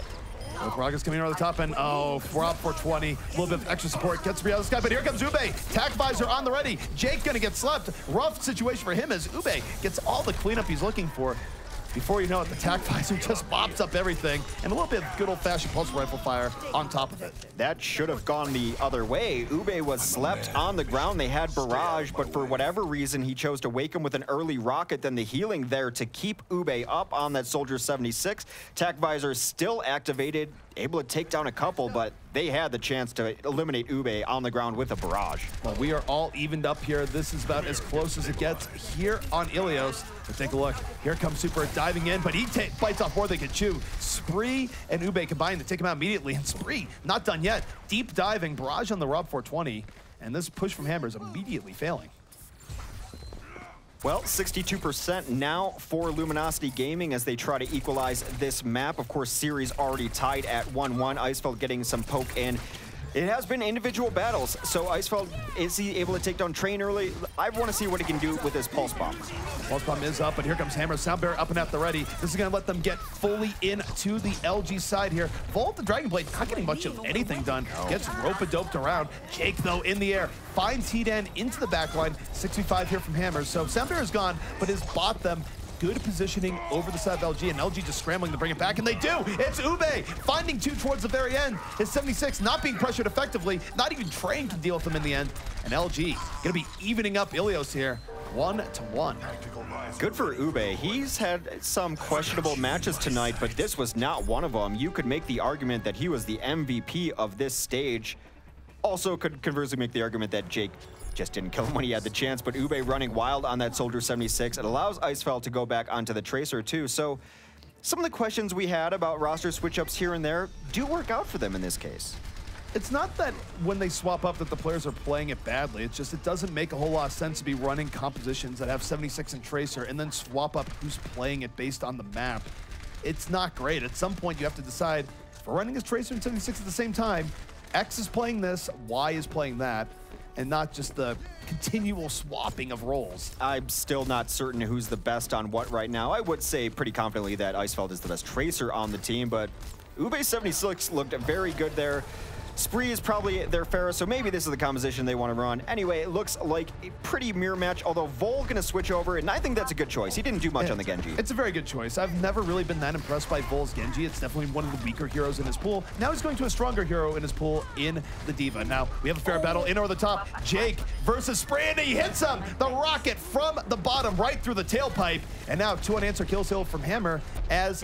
Oh, he even gets Icefeld. Dirty stuff from Jake, and that should secure this point for the Hammers esports squad. Oh, it took all of my energy and breath to not squeal like a schoolgirl there with the 2 mid-air shots from Jake. I love fair v fair mid-air action, and he owned the skies right there. That is going to be a first point take. This is a very difficult point to take back, just given the area on it. When you have Tracers and when you have mobility characters, you have to very cleanly win a fight to be able to flip this point back over. Indeed, and Icefeld on the Tracer looking for an opening. Instead, going to be getting Tesla cannoned right in his face. Has to back out. The rest of LG not getting as much done during this time. Now we have Jake coming in on the top. Half HP, looking for a way to back in. Spree just gets full in his face. Immediately down. 6v5 situation here. Icefeld struggling to find anyone here under far too much pressure, but it's Train in the back that has a little bit more room. Finds Super Fluke, and Icefeld, this has been rough for him, Hex. He hasn't found anything he can really stay on. But look, Ube comes in off the flank, Tac Visor at the ready. This is going to open things up here, and now Icefeld able to get some work done. Finds Vol towards the end, and LG off that Tac Visor should be able to recap this point. Icefeld really wanted to take down Super. It just wasn't happening for him. They're going to pressure out Rob here as they get some jump in. Ube goes down to Super earlier. Still haven't flipped this back over, though, ZP. They weren't able to get rid of the last few people. That should have been a take, and it wasn't. Instead, here comes Hammers right back in. The barrage in over the top takes down one, and a fight that LG really had the opportunity to retake. They let it get away from them, and now 70% for Hammers. They only have to win one more fight, Hex, to take the well stage here on Ilios.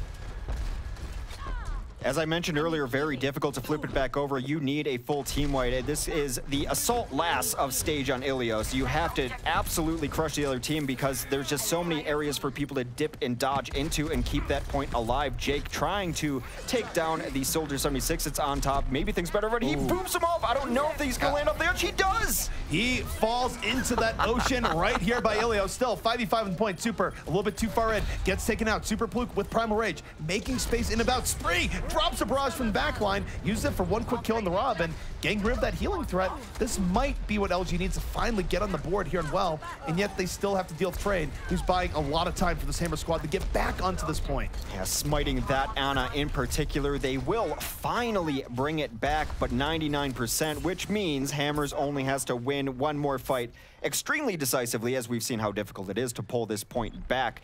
Ube still on the 76, does go down very early to Jake, and not having a good a game as he did last time, but I think this composition is probably the best one right now for LG. This puts a lot more pressure on Icefeld. He needs to land a pulse bomb here to equalize things out. Does get it onto Winston, but that's not necessarily the greatest target. He's still getting healed during that. Meanwhile, Jake, he finds Hedan in the back. 3-0 on the kill count here. Hammer's very close to securing this round. Icefeld, he's looking for the Miracle Hex, but it's going to be very difficult. But Ube, he's come back into this fight, so now a little bit more pressure, though. Just as I say that, Train takes him out of this fight. Icefeld moving around, and I don't think this is going to happen as Jake in the skies. One rocket on the spree, almost gets the double two-tap rocket. Instead, goes to back line and gets slapped. Gets up immediately. Hedan does not care for Jake's justice, but Train showing Hedan a different type of justice with the double pulse pistols, really being the hero here for Hammers as he darts around. It does appear that Hammers will eventually be able to clean up everyone. The stall out not coming back in. They will take a 2-1 map series, and I think that Super Pluke must owe Icefeld, or Super must owe Icefeld money, because he spent so much time trying to take down that Winston. Pulse bombs, he spent a good 30 seconds chasing him and trying to take him down, unable to do it. Maybe at some point you switch targets because he's been unable to deal with Super's Winston. Well, Icefeld, for all that's been said about his Tracer, that was a very quiet Tracer game. He was just getting stymied. He was going on the targets with a lot of meat. Those targets were getting healed up, a lot due to Rob420, of course, and it just wasn't great. It always looked like he was struggling to find a way through. Meanwhile, on the other side, Train was having one heck of a game. He was able to get to that back line with ease, was picking up 2-3 kills every fight, so better target prioritization coming out from Train, if nothing else. Turn it up. Well, we are back on to the stage that Luminosity was great on, mostly based on Ube's Soldier 76 play. We'll see if that can come into effect as Spree already down in this fair v fair, but he comes back on it, takes down Jake. Ube does get traded out as Vol has been assigned with Soldier 76 duty. Still all even up here, but Avast, no way to get away from Spree. Spree putting LG on the right foot here on Ilios. Very low. Just looking for one more. No, Train able to take him down, and Super and Train pulling this back. And this has been very scrappy between both teams, Hex. Even one team has the advantage. It's no guarantee of pulling it out, especially DPS are still up, and Icefeld and Ube combining to clean up the remainder of Hammers up here. Jake is still in this fight, but not for long. Icefeld having a much stronger opening on this round than he did last. The healers have been prioritized very early, which is why you saw so many DPS heroes at very low health trying to retreat and then getting sucked back into the fight. That's how Spree died. That's how Train ended up dying as well. So if the healers can stay alive, that's going to bode well for their team. Of course, that makes the most sense, but so far healers have been priority kills. Hammers coming in once more. Hammers has had real trouble initiating on the stage. Of course, LG took the stage earlier in the series, but Icefeld gets hit by the sleep dart. Rob420 just going to go and bar his work, and no, he doesn't clean it up. Icefeld able to get away. A misplay there by Rob420 in finishing things out, and now that could be crucial to LG holding. But as I say that, Jake is in the back, relatively uncontested. Ube swimming with the fishes apparently, but Icefeld's still up and around. We'll see if he can make the most of this, and no. Jake finds that last rocket, and as scrappy as it is, Hammer's in a good position now to retake this point. Well, the stall out is going to come in the form of Primal Rage. That will buy them about another 10%. Here comes a tack visor from Ube as he tries to rotate in. There comes the counter Primal Rage trying to get Ube out of there. He kills him with big gorilla punches. Spree also coming back in, but this has been great for Luminosity. Still, at this point, has not flipped over. That is some electric rage coming out there from Super, and he's not stopping here just yet. Looking to win this Winston v. Winston battle. Self-destruct even comes off from Vol, buying more space, but look at this! Spree from the back, Justice reigns from the door, finds two, and LG finding a way of keeping presence on this point. They stall it out, and then they retake it, and then they never lost in the first place. They just stop Hammers from even getting control. Gotta give Pluke some credit there for stalling it out on the Winston. Not only was he able to get some damage in to soften them up, not necessarily the knockbacks you want, it allowed his team to come in, and that's why you saw that giant barrage from the doorway for Spree. This is 80% for Luminosity. Hammers has to find an answer. They're gonna start with Sound Barrier, but Train goes down early to a Helix. Train dying early makes this very rough indeed for the rest of Hammers. They've been relying on Train to create that chaos in the backfield, and now Spree pretty much uncontested here in the back. Alien Rockets where he wants. Takes a little bit off there. Wasn't immediately getting the Vast, and now, after that boop from a Vast where two people fell, Hammers, we'll see if they can bring this back. Spree, though, doing a good job of just being goalie here and stopping the last few remaining Hammers players. We're in overtime, though. Train has rejoined the fight. We'll see if he can go for the miracle. Can he win this 1v2 against Icefelt and a healer? It does not seem like that would have boded well for him, but Ube coming in on the cleanup yet again. It looks like Luminosity is going to tie this map up. Ilios probably going to the 5th. It is officially. You know, we'll never know if he could have won the 1v2 there, Hex, because it turned into a 1v3, a 76 with a pulse rifle flank from the side. Definitely tilt the odds a little bit more in LG's favor there, but 2-2 here. We'll see what the next map is, and looks like we're heading back to the ruins, Hex. It would have been a legendary small moment. Yeah, I beat Icefelt's Tracer 1v2 while he had a healer. That's something you would keep forever in your Overwatch memory bank. But yes, we are back on Ruins, and this did not work out very well for Luminosity early, to say the least. They have to be expecting the Jake Rob 420 combination. Well, the one thing that bodes a little bit better here for Hammers is that Hammers is going with somewhat similar to the original plan. Within reason, I think we're going to see Train come out in the Widow. Yep. LG has to switch up plans. Anytime the other team's plan is better than yours and makes you swap, you have to feel a little bit less great about your chances coming in, because this is LG's plan B, not their plan A. Well, Super Pluke is on the Reinhardt, so I think they want to do a little bit of a slower push, keep themselves safe from the Widow, at least early on, see if they can get early kills. There's an early kill. Icefeld finally takes down Super. Good for you. Well, he did have some help there early on, but again, the Widowmaker controlling sight lines, Jake in over the top, and because Widow has the support, it's harder to dive in on Jake regularly without exposing yourself to the Widowmaker. It's making things very difficult here from Ube as he's trying to find the right area to go, and he's just weaving around pillars. That was not the right door. Jake taking him down. And I can't say enough about the support Train is giving to Jake here. It might not be immediately visible, but it's kind of hard to go in on Jake when any of the great angles are covered by Train's Widow. It is very difficult, and this is why Luminosity struggled earlier. Again, it seems their plan is to slow push out here behind their Reinhardt shield, maybe take a different angle. They're going to jump and at least put some pressure onto Jake, but he's still very safe, doing a lot of damage. Spree goes down early to Bull's Hook. Jake, uncontested right now, 200 health, just getting any rocket he wants, and this has been oppressive. Finds Ube towards the very end. And they forced Ube on the Genji here too, just for the record, and this is definitely not one of their stronger plays in their book. 36% uncontested here. Hammers in a very good spot for many a reason right now. It's such a good stage for Pharah, mostly because of the architecture. Look at these pillars. They do double down on trying to get rid of that Pharah, though, as Ube will come over to the McCree. McCree and 76 on the field for Luminosity Gaming. We'll see if that is the recipe to take down Jake's rain from the sky. Ube coming in right now, and you gotta try something. We haven't seen him as much on McCree, and Luke able to get onto Lucero, but Jake, the barrage in over the top, grabs Spree, but is immediately punished here by Hedan. Train, though, the X Factor, no one is on him right now. Finds Hedan early on, gonna ruin the ability for Luke to get healed here. He gets knocked back, but look at this, the attack visor coming in, forces Train back, and Icefelt's just gonna roll right into him point blank. And finally, this might be enough for LG to get their first cap of the stage. Very nice play there from Pluke as he noticed his time on the point was not going to be long. The Widow was eyeing him up, so he just dropped the Earth Shredder. That was the go signal for the rest of his team to use their ultimates. Finally able to take control of this point.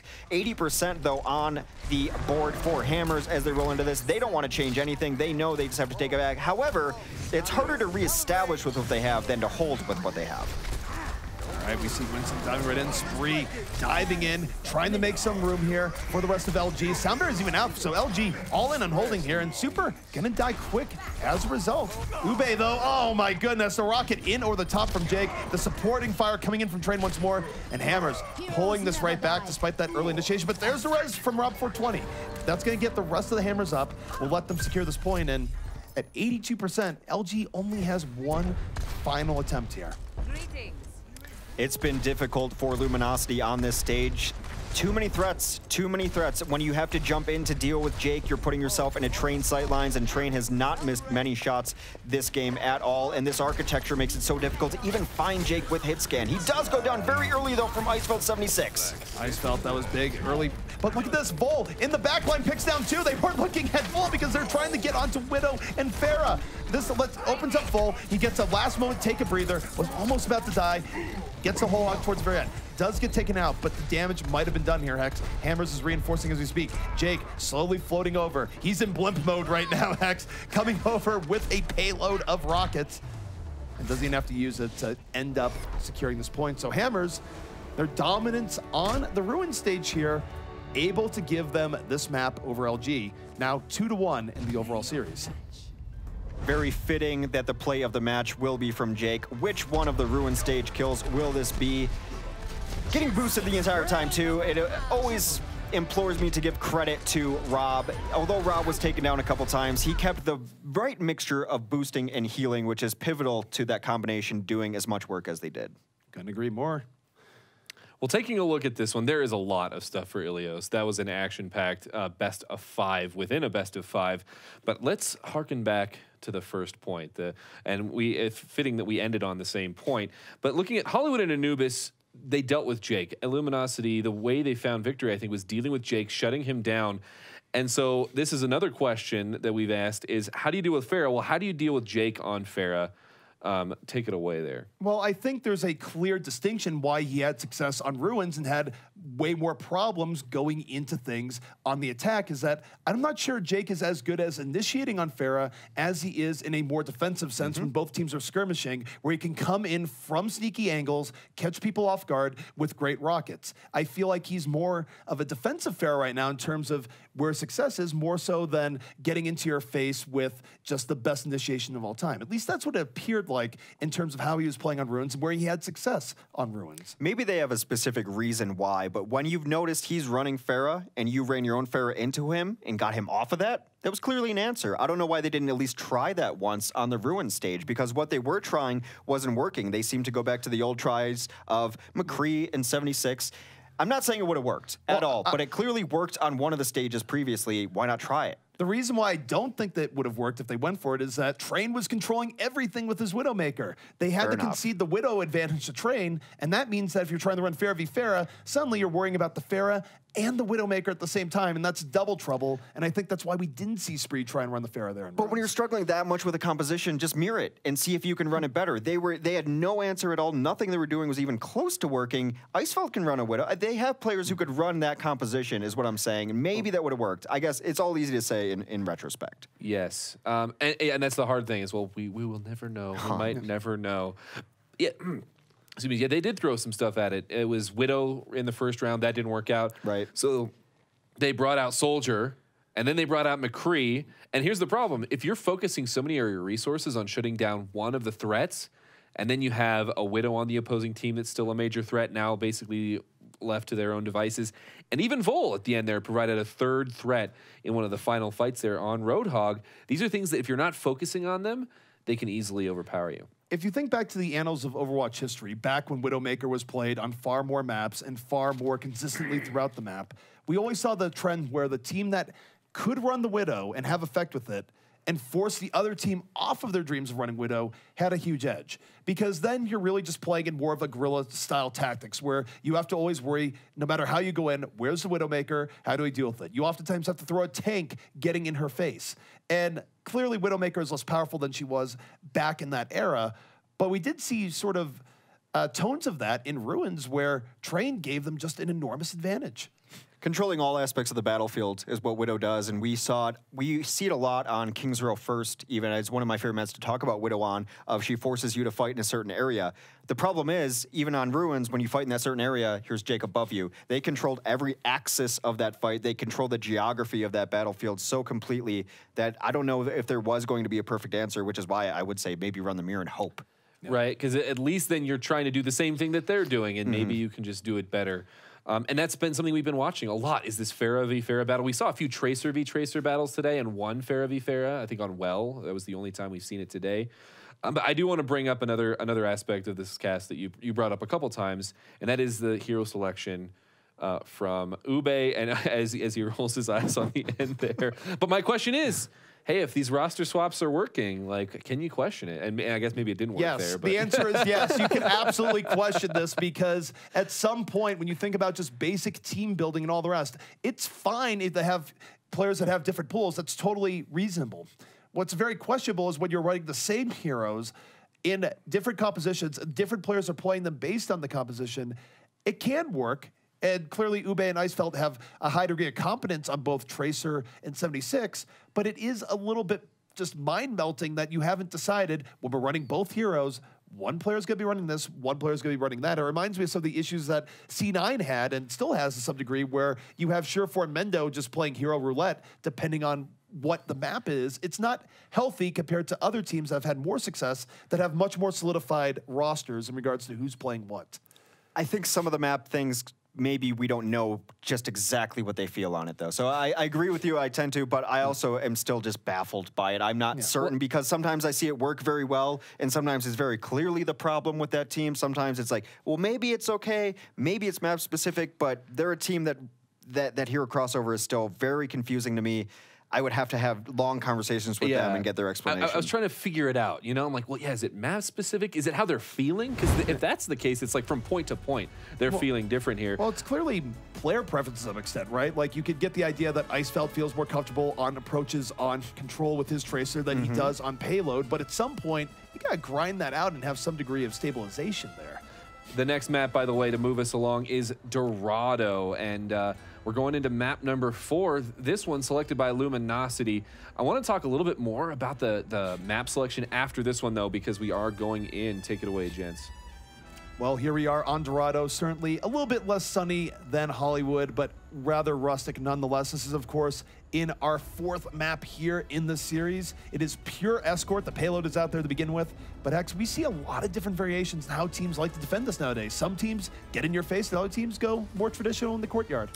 Hammers is a team to lock down, hard to lock down what they want to run on the defense, but they've run a little more tanky on this defense, not necessarily running the dive composition defense as other teams, but it looks like, for the moment, they want to run Jake on the defensive Genji, which has been hit or miss, to say the least tonight. A defensive Pharah here would be something very interesting. Jake usually the last one to switch off. What I will say, though, is Luminosity, I believe the reason they chose this map is that their dive composition offense has worked very well. There's no doubt about it. Their dives have been great. In particular on this map, we've seen Spree have some of his most precision Pharah play of all time. Now, based on what we've noted on Hammers with how Jake has his strength set in Pharah play, I really like that they're coming out the defensive Pharah. I think this is far more in Jake's game. We'll see if he can deal with Spree, though, in any time where they do have that one-on-one mirror. He's at his best place tonight on the Pharah, so definitely a comfort pick. You don't see a ton of defensive Pharah on this map, but it's a pretty decent answer to the Pharah that they know Luminosity's going to run the offense. Well, the one thing here is that Spree's wasting his time firing at Jake instead of going for that setup offensive play. So, in a sense, Jake is already buying Hammers some very significant space here. Jake is checking that flank on the left-hand side. Actually, Jake very far over on that flank, which gives Spree the room to move in. They're all bunched up in this room right now. Have to be a little bit careful. No deaths so far, though, but that is Icefeld getting charged. Super pays his life for it, though. Always rough as a Tracer when you get caught by a Reinhardt charge, of all things. 5v5 here on the point. Super, of course, as mentioned, already down. And 4v4, this is not bad here from the offense. They're training effectively, but Train grounding Spree immediately there. And this is going to give Train a little bit more freedom to go for the cleanup on the rest. But bear in mind, respawns are coming for LG. I think Hammers actually needs to concede a little bit of room here. Luke has done a good job of finishing up kills and keeping the card at least under pressure so that the team has to put someone over there. They are going to take the free push as they do gather forces. Mineral goes down early to Vol, though. That's a lot of healing now not in effect, especially since they're only running a Zenyatta now. Indeed, and now it's going to be up to Zen, who doesn't really have the greatest healing throughput to keep them up versus, of course, Rob 420's really excellent healing throughput. And as you can see, they're not winning this poke war at all. LG having them back up a bit, but at the very least, they will have a Dragon Blade up, which has been a mixed bag for Ube in recent times.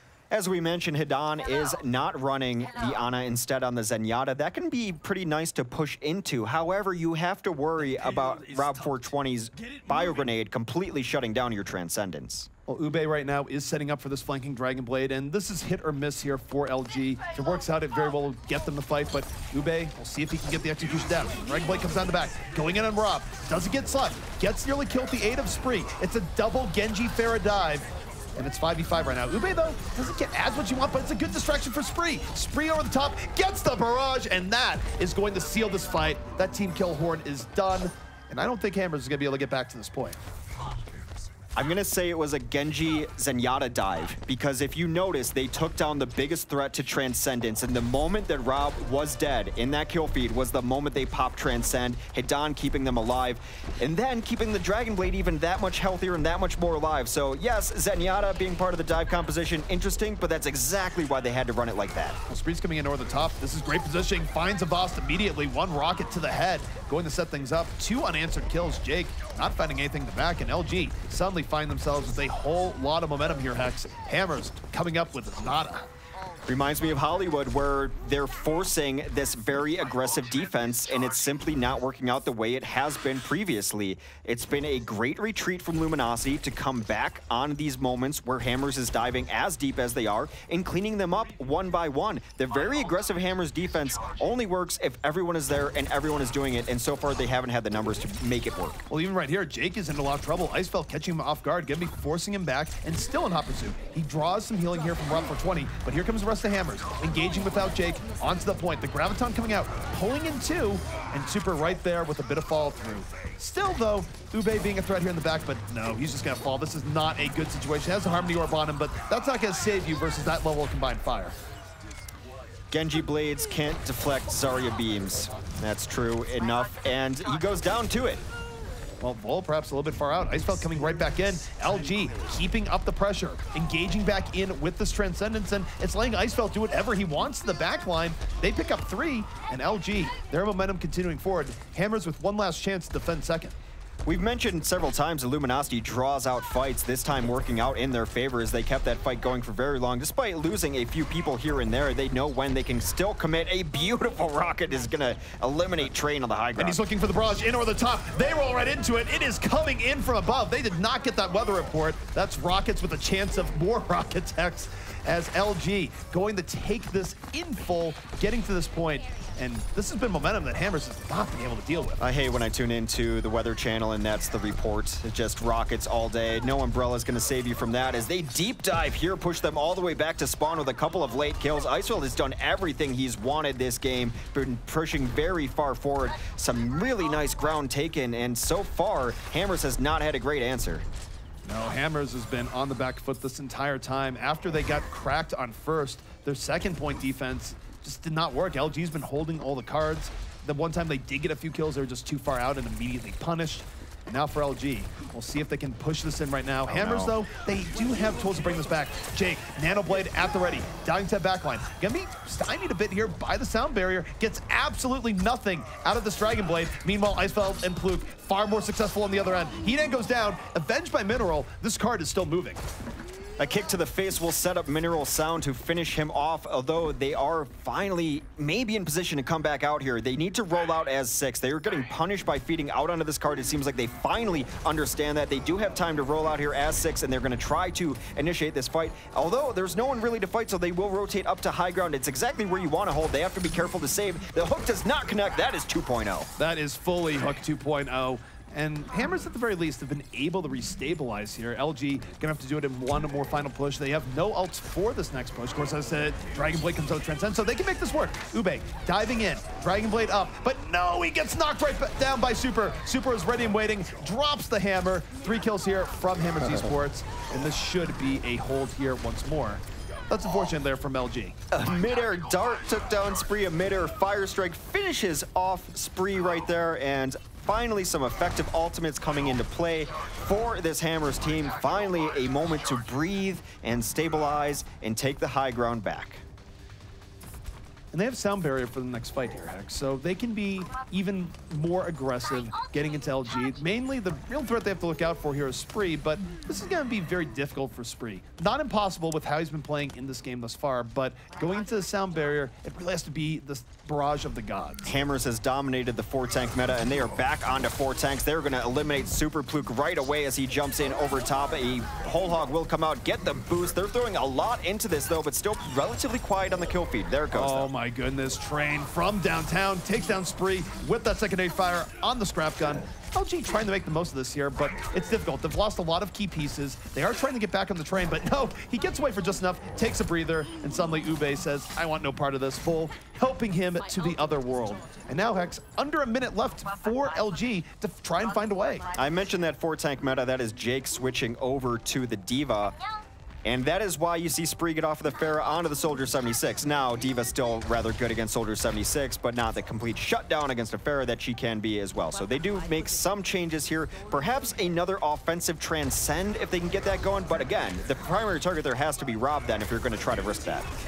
Ube diving in, Dragon Blade on the ready. We'll see if he gets anything, and no, he's swayed. No, he finds Rob at the very end. Rob not able to get away, and that's huge here for Ube. A very crucial Dragon Blade ends up with 4. Ube finding a way through, breaking in for LG. That was their one main way of winning the fight, and with that last slash, he might have just done it.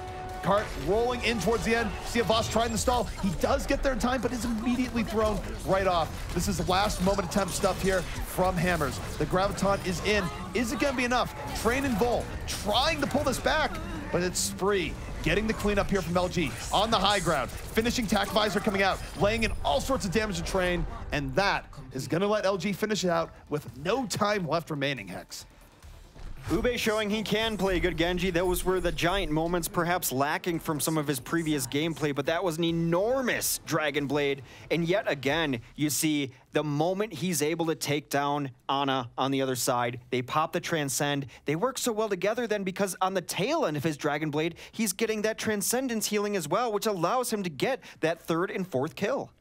And really, if he doesn't get Rob 420 there, if he had just 1 second left on Dragon Blade, that could have been a very different fight. Yeah. And in the beginning, it was looking like, all right, this Dragon Blade hasn't done enough, but he just finally finds Rob in the chaos, gets the dash resets. And that's the thing about Genji is that if you do get that first kill to open things up, then you get a dash reset, puts you in better position, maybe get another kill, another dash reset.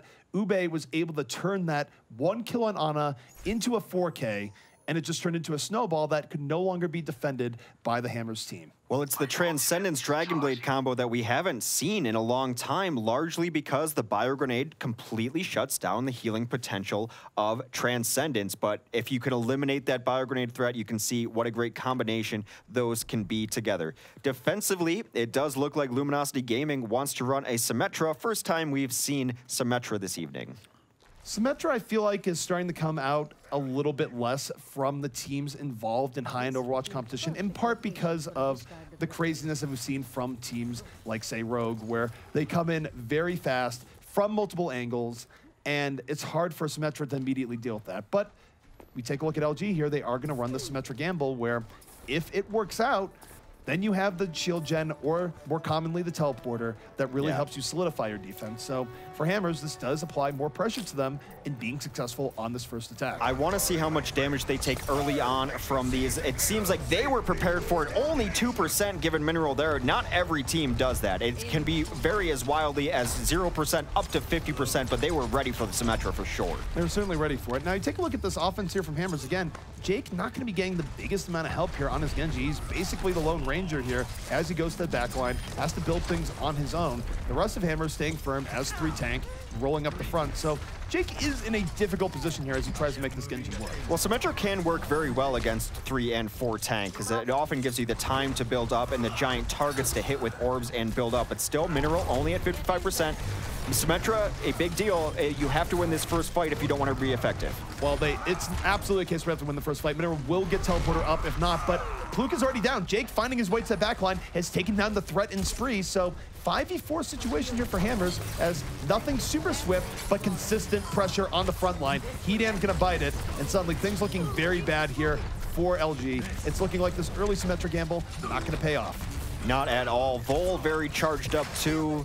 This triple tank composition and pushing through has worked very well for them. And Mineral, he swaps off the Symmetra immediately onto Lucio. And now this is where LG is going to have to deal with the consequences of that Symmetra decision.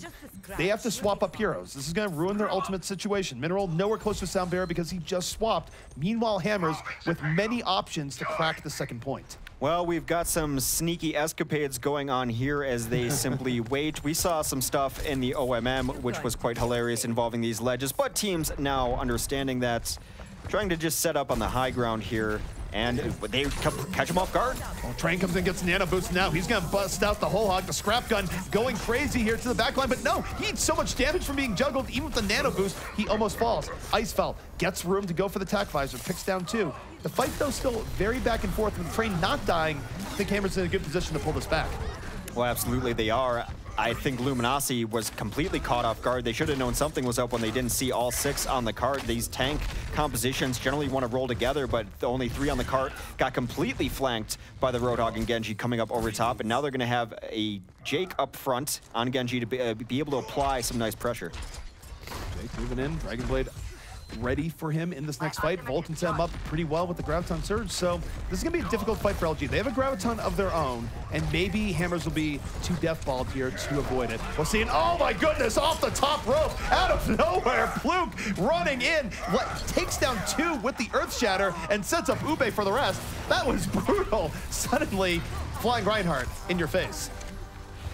Very difficult to stop the Flyheart right there. Jake does get 1 towards the end onto Hidan, but this will allow Luminosity the space they need to set up the defense in the manner in which they want. Generally, you're going to set up some people on one high ground, some on the other, make sure that the focus needs to be spread, but they're going to push Icefeld all the way towards the edge, maybe just getting some free poke in. I'll just note, by the way, Fluke was so impactful there. He Earth Shattered in that last fight, off of a bit of a surprise, and has 56% ult charge. But here we go. Next fight underway. Jake moving in off of that Graviton, looking for the fall through. Already 2 are down from that Graviton. The counter Graviton comes out from Spree, gets very little done. And hey, it's another Earth Shatter in from Fluke, but this time there's no fall through. Hammers gonna take this one rather flawlessly.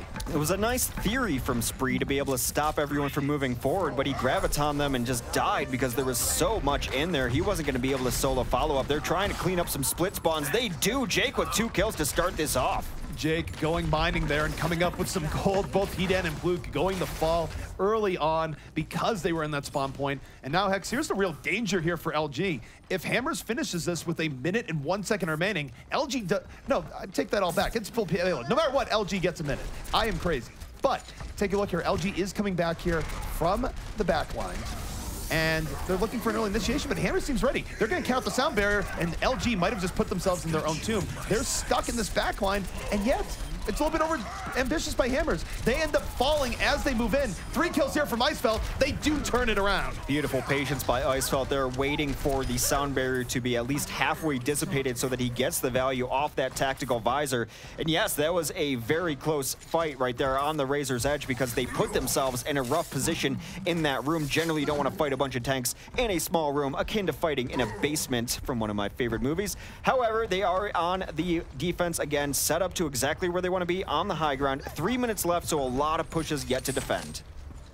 A lot of time here for Hammers, but this is also one of the most difficult points to get in the game. It's no guarantee. And Ube, he could just drop down with the whole hog here. He'd have great positioning. He's just going to whole hog in over the top, pushing back Hammers, and actually sort of splitting them in the meantime. LG's kept positioning. Oh no! Super, the counter Earth Shatter coming in. LG might be biting off more than they can chew.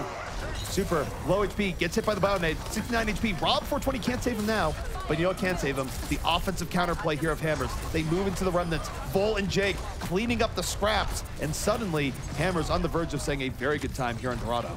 Vol has had an enormous amount of energy on Zarya the entire game. He's showing up in the kill feed with 2 or 3 kills. He can have quiet games, but when Vol is on, he can take over matches as Zarya, generally with 2, 3, and even 4Ks at times. Potentially last fight here on the way. Hammers trying to seal it off, but there's Spree. Graviton pulling in 3. He sets up LG. They're going to be pulling this back. Hammers going to be thrown off this point. Super, one of the last ones up here. His team all dead around him. Train going to fall as well. And that is going to be a hold from LG. Not a whole lot of buffer room given where the payload is, and yet they only have to hold for 2 minutes, Hex. We've seen it done before. Well, one good Zarya play deserves another as Spree comes out and puts his name in the hat for best Zarya in this game. Now 3K from him to close out that fight. This is a very difficult position to be able to take over this high ground. There's a reason you see every single defense set up here. They will rotate around the bottom side. An interesting tactic, an interesting position, but they're still going to have to deal with this high ground at some point. Ube gets picked off by Train early in this fight. That's a massive pickoff. Icefeld gonna try and pull this back. Nano Visor on the way, rolling in the Train. Train going the fall as Icefeld still powered up. Picks down 2, but Jake now finding his way. 70% ult charge, moving to the back. Unfortunately, Hex, though, I think just too many people have fallen here from hammers. LG has struck enough blood. Now, only a minute 15 remaining. And don't forget, hammers had over 4 minutes, Hex, when they started on last, so LG really kicking up their defense a notch up here on Dorado. Dorado, traditionally one of the hardest maps to close out at the very end. This last point, it's such a defender's advantage on this high ground, which is why I was questioning the position that Hammers is going in. I think at some point they have to pressure this top. They have a couple ultimates to work with. If Super can win these Rhine games and get an Earthshatter, but no, they're just going to go down through the bottom again.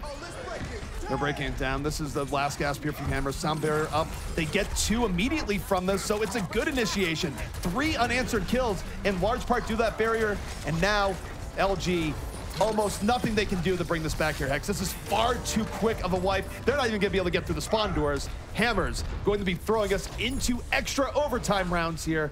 They're going to have a little bit more time, a minute 28 versus a minute. Well, now I see what their gambit was there by going through the low ground. They sent 5 through the low ground, but Train was lagging behind, waiting for Luminosity to step down and take the fight. He was on the flanking Roadhog, gets a couple of hook kills, really open it up for Hammers to win that last push. So coming down to the wire here, of course, since this is pure escort here, there is no hybrid situation like on Hollywood or otherwise. It just comes down to how far you can get the payload out. So no matter what, we will have a winner here, one way or the other. And this does change the calculus and how far out you defend here, Hex. You can go very aggressive, and if it works, the payload doesn't get very far.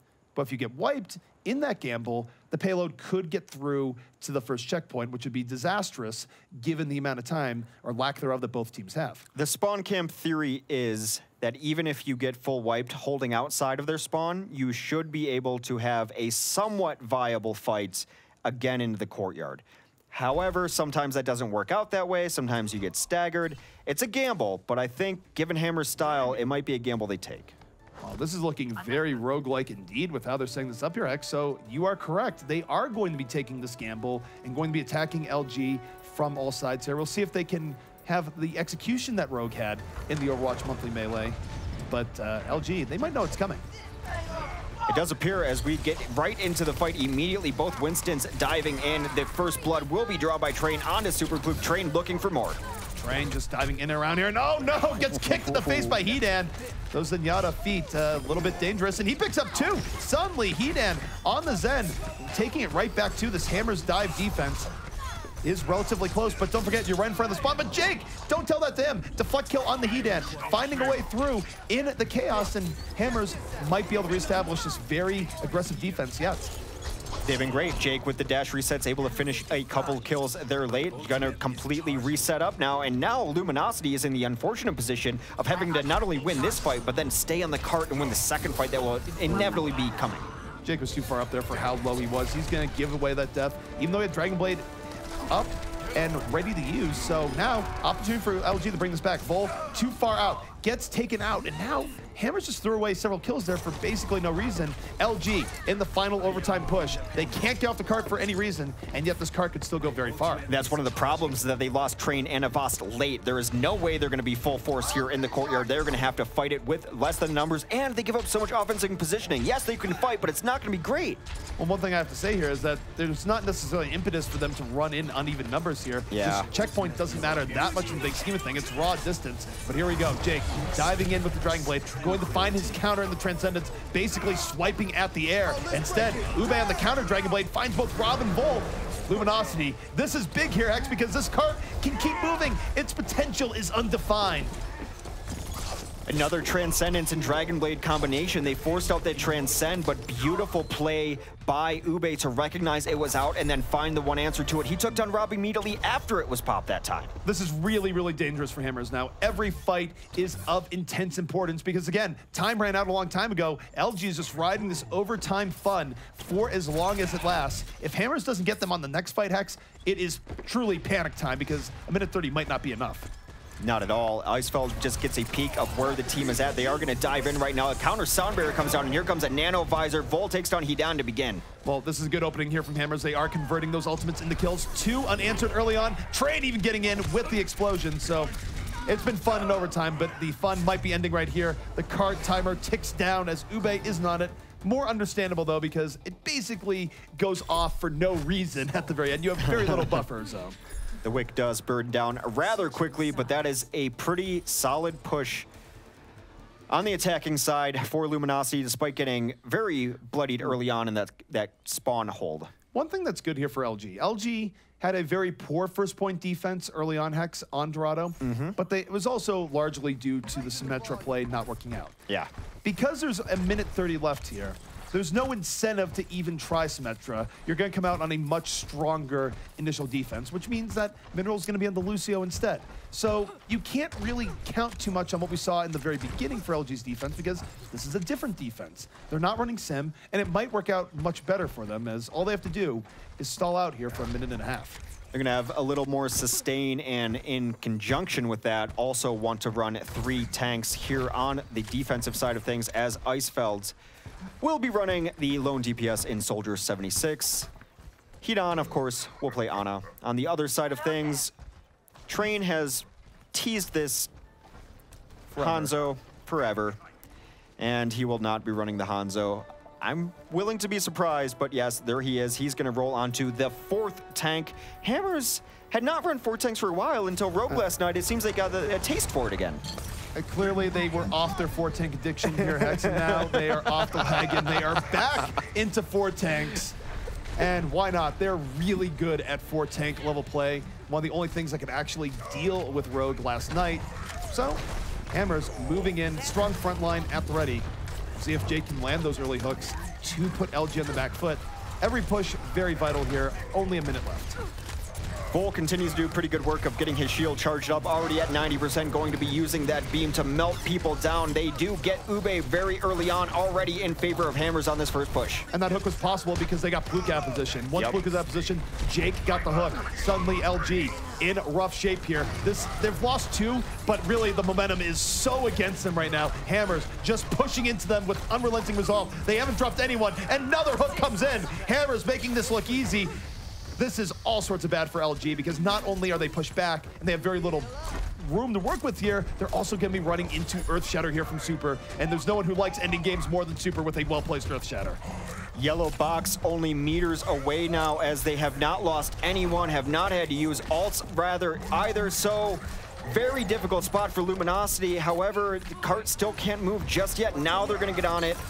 It still comes down to one final fight. Time is running out here. Earth Shatter in from LG, or from Hammers, knocks down 2, sets up them for this fight. Graviton up here from Vol. He drops immediately. Hasn't sucked in anyone. It's only sucked in 1, but Hammers right there at the fall through. Mineral falling. This fight now very much likely to go away, Hammers. LG struggling for life as they try and hold on, but it just looks like the front line too oppressive. The sound barrier keeping everyone else alive. This LG just looking for a miracle delay here. Ube and the Tracer gonna fall, and Hammers Esports takes it over LG 3-1 in overtime here on Dorado. It should worry other teams that Hammers believes that 4 tanks is still viable, because that is when they dominated through many other teams. They can win it other ways, but that is their bread and butter. That's how they made their name. It looked great there. It did look pretty good, and Ube coming back in here. Mixed Genji game for him overall. Did have a good showing towards the very end. And this is that play where he goes in, finds Rob for 20, and oftentimes it's interesting. You don't always agree with the algorithm. I definitely agree here. This is Ube able to bring that fight back and let LG finish out Dorado. Yeah, it was interesting seeing his progression. Even throughout this entire event, he picked up that gauntlet. He said, okay, I can play Tracer. I'm like, okay, apparently you can. And then we laid down the gauntlet with Genji, and just saying that he's kind of at the bottom of the list of as far as plays that we've seen from Genji. And even early on, it seemed like, because that was a relatively late fight in his Genji play today, but early on he got like 1 kill onto Hidan, or no, I'm sorry, he got 1 Ana kill, and that was able to like win a fight for him. It's like, okay, that's enough. That's a good enough Genji play. And then he ended with a play like that. So has he shown his worth? In that very specific composition where they're relying on Zenyatta as well, I think that's when he started shining, not only the Transcendences, but it gives him the orb, gives him Discord targets, but he clearly runs very well with that Transcendence. There was no coincidence in seeing the opposing Ana go down, then the Transcendence popped. Or when they forced out Transcendence, he immediately targeted the opposing Ana. That combination worked really well together. Ube definitely has moments. I agree that the Zen worked out with him. But I'm still not at the point where I'm going to go LG and say, yes, you have a really good Genji game. Yeah. You can run a Genji to the same degree that, say, a Rogue can, or Jake can when he's doing well. Though I'd argue that Jake also showed some cracks in his armor throughout the course of this game. So overall, it hasn't been quite the best day for Genjis, but they have had their moments. And maybe it's been the responses. We've seen Genji last week just absolutely tear apart teams. And even when a team was starting to get ahead in a fight, pick up a couple of kills, a 4K comes out from a Genji. Jake just goes ham. One thing that I do want to talk about is on defense there for Luminosity. They brought out the Symmetra. It doesn't seem like it's been working very well lately. What are your thoughts on Symmetra coming in on D? Well, for Symmetra, I just think that teams have gotten better about playing around it, and we've been seeing, I feel like, more Symmetra defenses fail on first than get through first and actually have a longer-lasting effect. And there's probably many reasons for that. Teams playing around their Symmetra well, teams just expecting it more, or just, frankly, teams messing up their execution on it. Whatever it might be, maybe the dive is just dealing with it much better than the multi-tank play did. It hasn't been great for a lot of the teams that have been running early Sim. I think that I completely agree that teams have been playing around it, especially those early charges. It can't be overstated because there's so many times where Symmetra will die at 80%, expecting it to have that 20% charge right out the gate. And teams that are expecting it, they're not giving up any. I think they gave up 2%, which is a minuscule amount. And beyond that, when there is a Symmetra on the field, you're seeing less of a slow push through the choke on Dorado. And that's where she gets a lot of her work done as well with those giant orbs. Regardless of how good you are at trying to dodge them, you got big bodies down there, you're going to give up some charge. And then teams know that the impetus is on them to win that first fight for sure. And once that goes down, and even when she's getting teleporters up, teams know that and they're hunting it, and then you have the hero. So she works very rarely. I think that's why we see her come in and out of the meta so often is, hey, people aren't expecting Symmetra anymore. We can run her for a week, then people are expecting it. It gets much more difficult. We talk about mobility heroes being so important. I mean, you've got multiple heroes that can go get that teleporter, potentially. And so that's why we're maybe seeing it trail off a little bit. LG, they have liked to run it in the past, and it has worked for them in the past. It just doesn't seem like the last couple of events. One thing I'd probably note, too, is that when you were in the heavy tank meta where everyone was running tanks for the most part, you also have more situations where you could lose someone early on and maybe come back into the fight. When you're up against a dive comp, you lose someone early on, generally it snowballs against you pretty quickly. They tend to escalate in intensity early on, which means that a Symmetra that maybe could stay alive in the fight, it could drag out, and then you get a teleporter or a shield generator up. That seems to just happen less with the intensity with which more divey comps tend to win fights. And out of all the teams, LG, they do delay the fights more than most, but it just wasn't enough, especially on first Dorado here.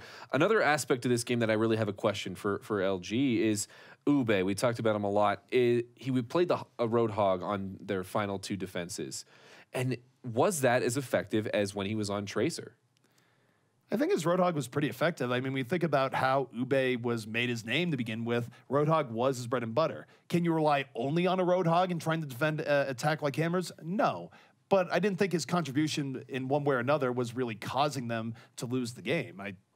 Honestly, it was Garden and Variety Roadhog there. He wasn't absolutely dominating, but he definitely had contribution in most of the fights. I agree. I need to see more on Ube. He remains a giant question mark. I have his name written down and a question mark next to it where he can play very well and he can play very poorly. A microcosm of this Luminosity game. He's not bad. He's not been great at times. I will say this overall about Luminosity, they're going to be a tough out. They've played everyone very, very close. Yeah, one thing that's interesting about Luminosity to me is when you talk about teams that have these question marks of like, well, how are they going to play today? Like Complexity is a good example of Nicholas and Torque is like, they seem to fluctuate more from a day to day. Like they're just not on today. Luminosity, it seems like from play to play, from map to map, from point to point, they're actually on, off. How much of that do you think is planning or how much of that do you think is just the ebb and flow of their team? Probably all the above. I mean, I think when you look at planning clearly in terms of T comps, they have weird transitions that we've talked about enough over the course of the broadcast. I'm not going to go into it again. But there's also just, I mean, certainly they don't even have faith in their own plans from time to time. I'm going to go back to Ruins here and kind of the Hex's point where maybe you can have a mirror set up. They were running Widow to begin with, immediately said, well, we're losing it, and swapped a composition that really had no luck at all. So I don't know. I feel like there's a lot of things that LG is very unsure of. It's funny you bring up complexity because I think it's similar in that vein of when the plan is in action, when it's happening, they're very good. Those first plays, and especially first point Dorado, and actually the remainder of Dorado looked like it. When we're gonna dive Ana, we're gonna transcend. That's gonna happen. The thing is about Overwatch is you can't plan for everything, and you can have a set play, but eventually it's gonna devolve into a scrappy fight. Eventually, all the best laid plans are gonna go out the window, and it's how you recover from that. So set plays are great. They will get you first pushes. They will often win you first fights. Beyond that, how are you reestablishing? How are you gonna fight when your plan does not go right? I think that's the question I still have for Luminosity. Well, you know what? There's a lot more questions that I have, but that was a long best-of-5 series, and it only went to 4 games. So let's go ahead and take a break. There's going to be more to unpack, and definitely more Overwatch coming up in just a bit. We're going to a break. Don't go anywhere, though, because afterwards we're going to have an exciting matchup between Complexity and the Detroit Renegades. For LG, if they got that, but the hook, Ube just waiting, find Shaker, the whole early grab in this fight. Ramzan comes down, but a counter grab comes in for the defense. Still, Icefall in on the stronger hero in his control in the deep. And now we have a fair battle in over the top. Jake versus Quinn. He's going in. This is the best play for a pulse bomb. It's gonna connect. Wins the battle. Self-destruct even comes off from Bull, buying more space. But look at this, spray for the way. He's just looking at the back line. Anything that's not shielded.